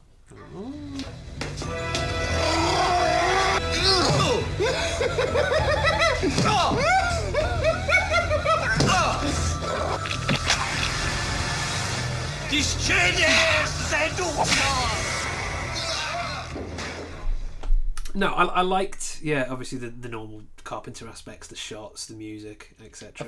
I feel like it could have had a bit more gore in it. I know it sounds a bit silly, but there's some shots of where, say, Calder is standing perfectly still, and I thought if this was the thing, he'd just burst into pieces, and there were I don't know, it kind of felt a little bit lower budget than the films he made previously, because especially the spraying of the water, it's like, that's just water. Yeah, I mean, and I was quite disenchanted by the fact that there was no main build-up. The main thing we got in that film was Kelly's creepy makeup. Apart from that, our arch nemesis throughout was a jar of swirling flubber, which was about as menacing as a wagon wheel. The group of people... I'm going to move these wagon wheels because that's all I can say. No, we have no reference points. You'll be saying as menacing as a portable heater. Well, yeah. As menacing as a basket of kittens. Like, it's exactly. Not very menacing at all. Unless you're deathly afraid of allergic baskets. Of baskets, yeah. But no, okay, so some of the design elements weren't up to scratch in terms of... maybe he just blew his wad, metaphorically, on Big Trouble, because, God, that had everything. That had huge sets, it had monsters. Was that the same year? No, it can't be. Well, it was afterwards. Sorry, this was after Big Trouble. Oh, interesting. So that's why I'm wondering whether maybe it was a conscious decision on his point to say, you know what, I want to do a film with as little tech and effects and crap. I just want to try and make it scary. Got some money left over. Yeah, exactly. Let's make it two, and we've still got two of the actors on set. So let's get them. Oh, you are right. Big Trouble was 1986. This was 1987. Yeah. And then They Live 1988. So yeah. Yeah. Which is maybe he's probably working on them together. See, I reckon. I think he was doing them both. That's why I said maybe this was made before, but Big Trouble came out. It came out after. He was probably doing them in tandem, because it wouldn't take you just a year to completely film and edit a film and get it released. So he's going to be doing them at the same time. Yeah, he's busy. He knows what he's up to. He's a productive man. But what I did like again was the effort I felt that they took to try and make it as believable as possible, with all the scientific versus religion debates, etc. The way they tried to set all these things up, I was quite happy for that, because in a film these days, you get jack shit exposition. You just get, it's come through a portal. Whereas this one, they go, well, these things at a subatomic level. Yeah, I quite liked all that. The only times they mentioned religion was wrapped in science. Yes, that's great. That's the way it should be. Yeah, because they were trying to put fact over the fiction. Yeah, it was trying to prove the fantasy by giving it logical structure. Yeah, and I really like that. That's always a thing that I enjoy. Yeah, in a narrative. Yeah, and it's nice to have that sort of crossover in a film. It's half sci-fi, half horror movie or whatever. Yeah, well, it's kind of like, it's all in thirds, isn't it? Because it's kind of like a a theoristic, if that's a word, movie, and then you've got like the horror aspect to it, and then it's quite thought provoking, but at the same time it's a bit of a thriller. Yeah, I think that'd be my biggest criticism. It doesn't really have a one constant direction, but then it is 100% Carpenter. Yes, and a lot of the actors in it, when their scenes come up, especially like when monsters the guys are walking towards them, they don't react like people do.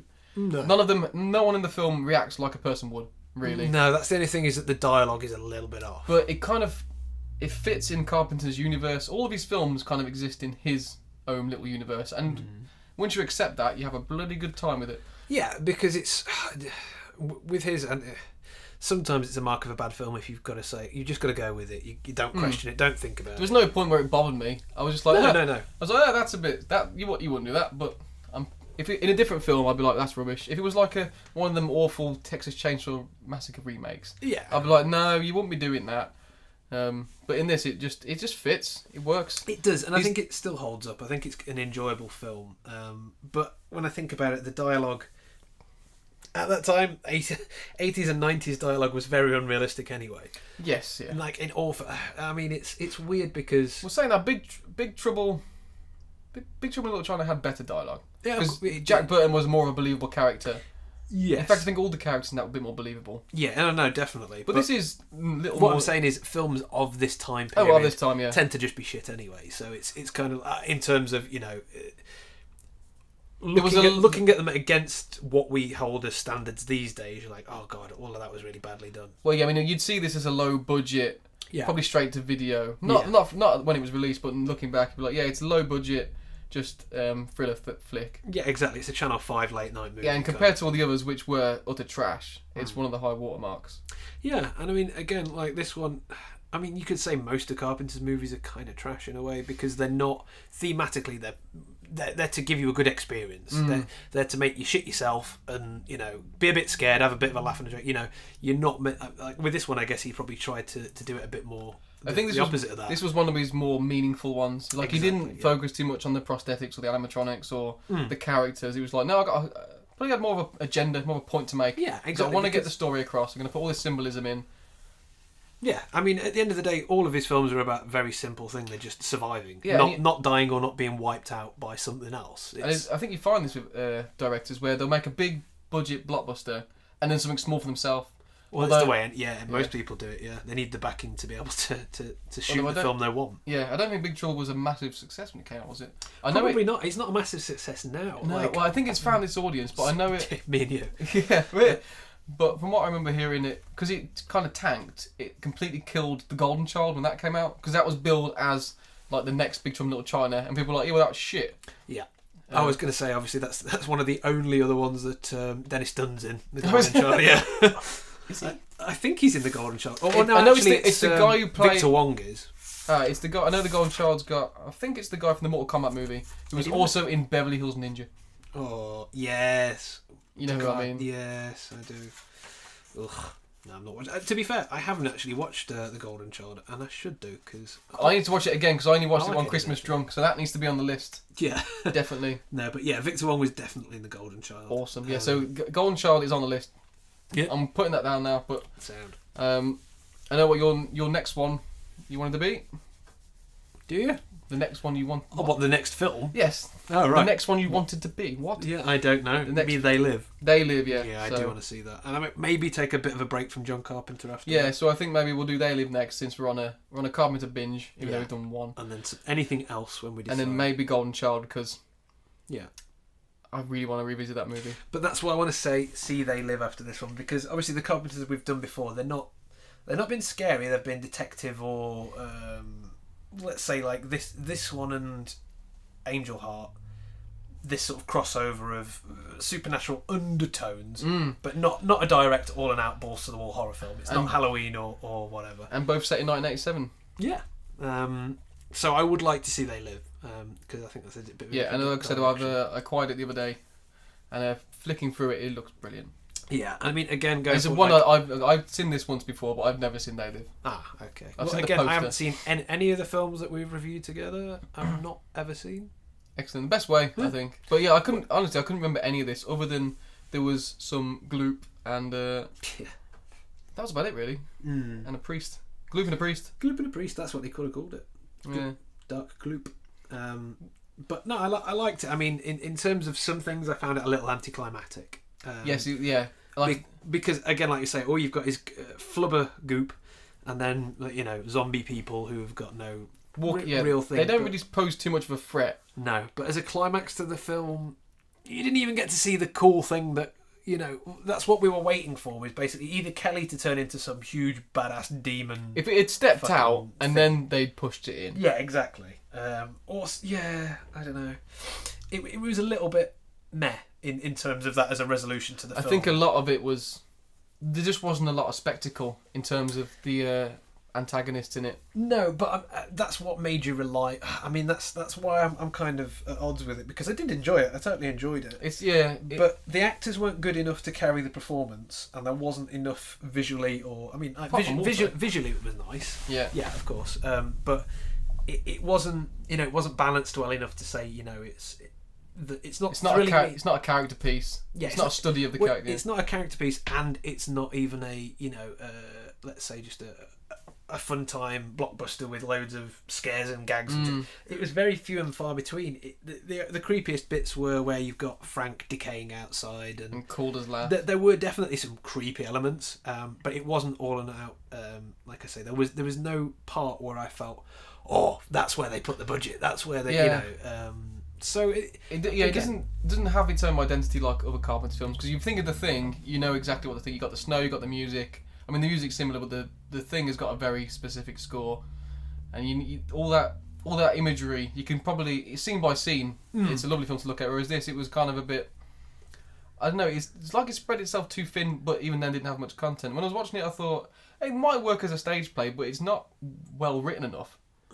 Or no, again, it's just the dialogue. I think the premise is pretty good. Yeah, it's a film based on premise. But this is why I think if you were to watch Phantoms, that's the same film.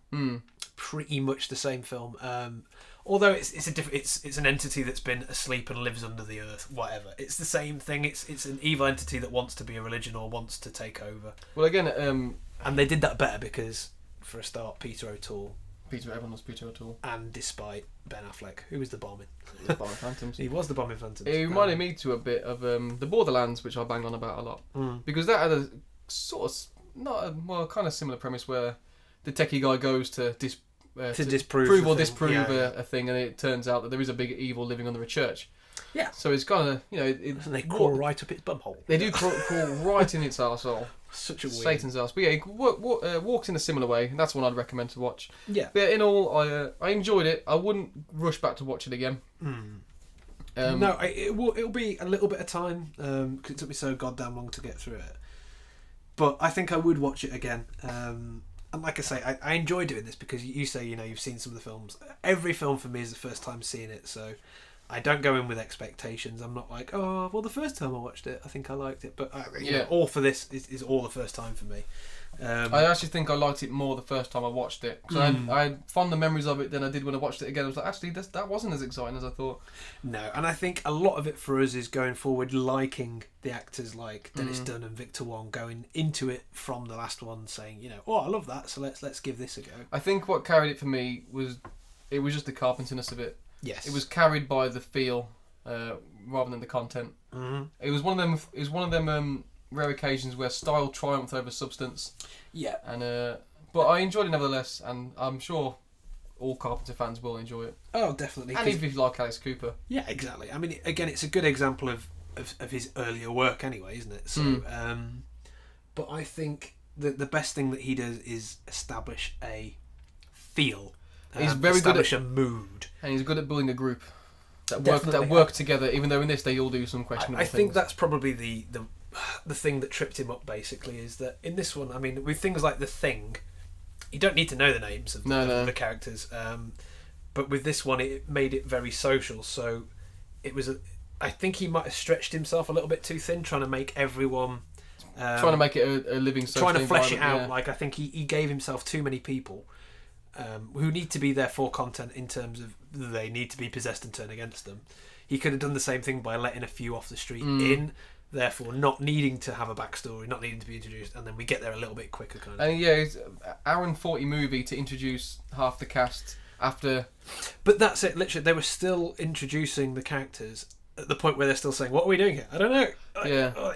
It did feel overall like no one knew what was going on with that film. Yeah, it did just feel a little bit out of sequence, maybe. Yeah. And that, yeah, it could have swapped around some scenes for a little bit more violence, killing, maybe. Yeah. And the only other thing I can say is that Brian, whatever his name was again, we'll try and find him now. Jameson Parker had dead eyes. Yes. The whole way through that film, he only emoted in about 2 or 3 scenes. Every time he was there, he was just dead expressionless. Even when he was like, "No!" at the end, he was a bit like.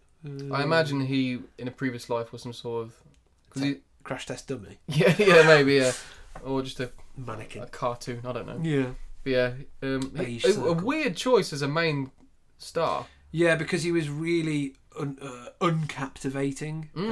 He was just nothing about him. Not unattractive in an unsexy way, but obviously that. But like unattractive personality.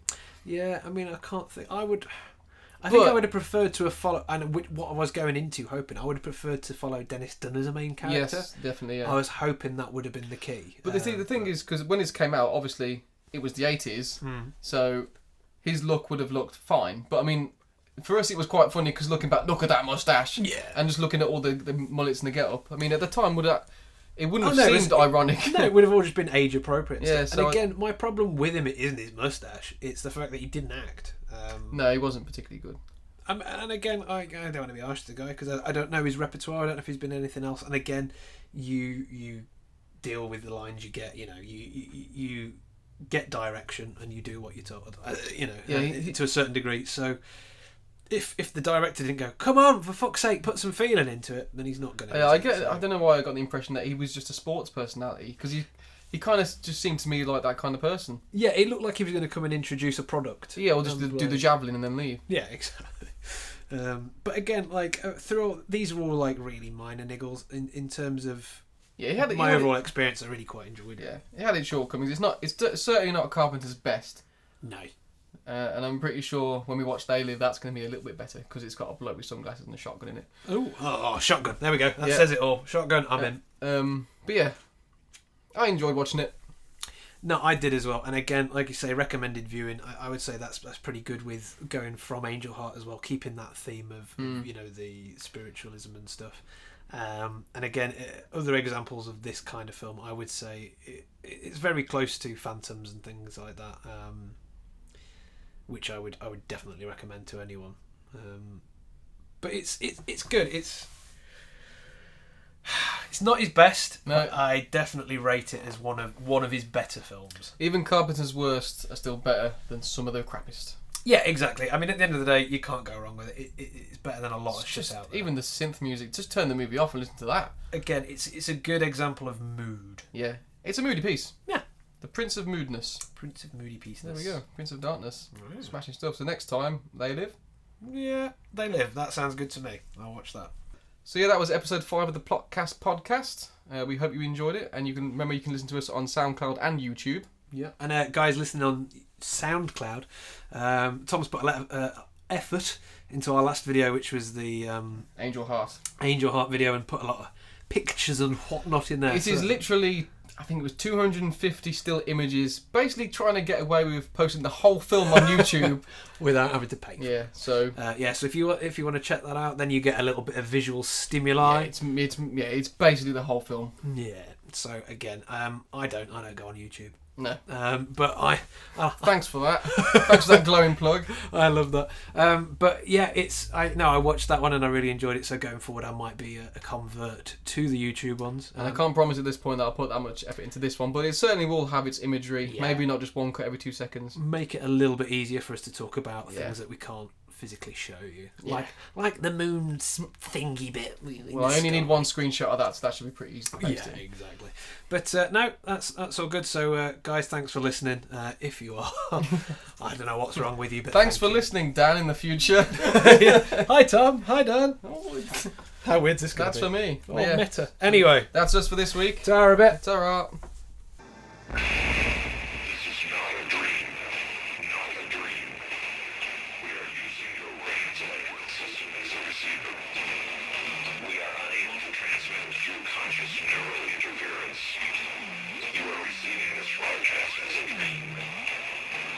Transmitting from year 1999. You are receiving this broadcast in order to alter the events you are seeing. Our technology has now developed a transmitter strong enough to reach your conscious state of awareness.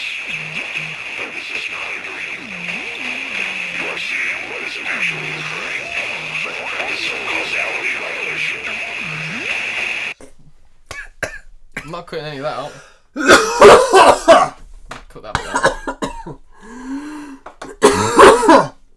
Oh, Slurpee down the wrong hole. Slurpee down the wrong hole. Oh, shit. Now I've got water on my epiglottis.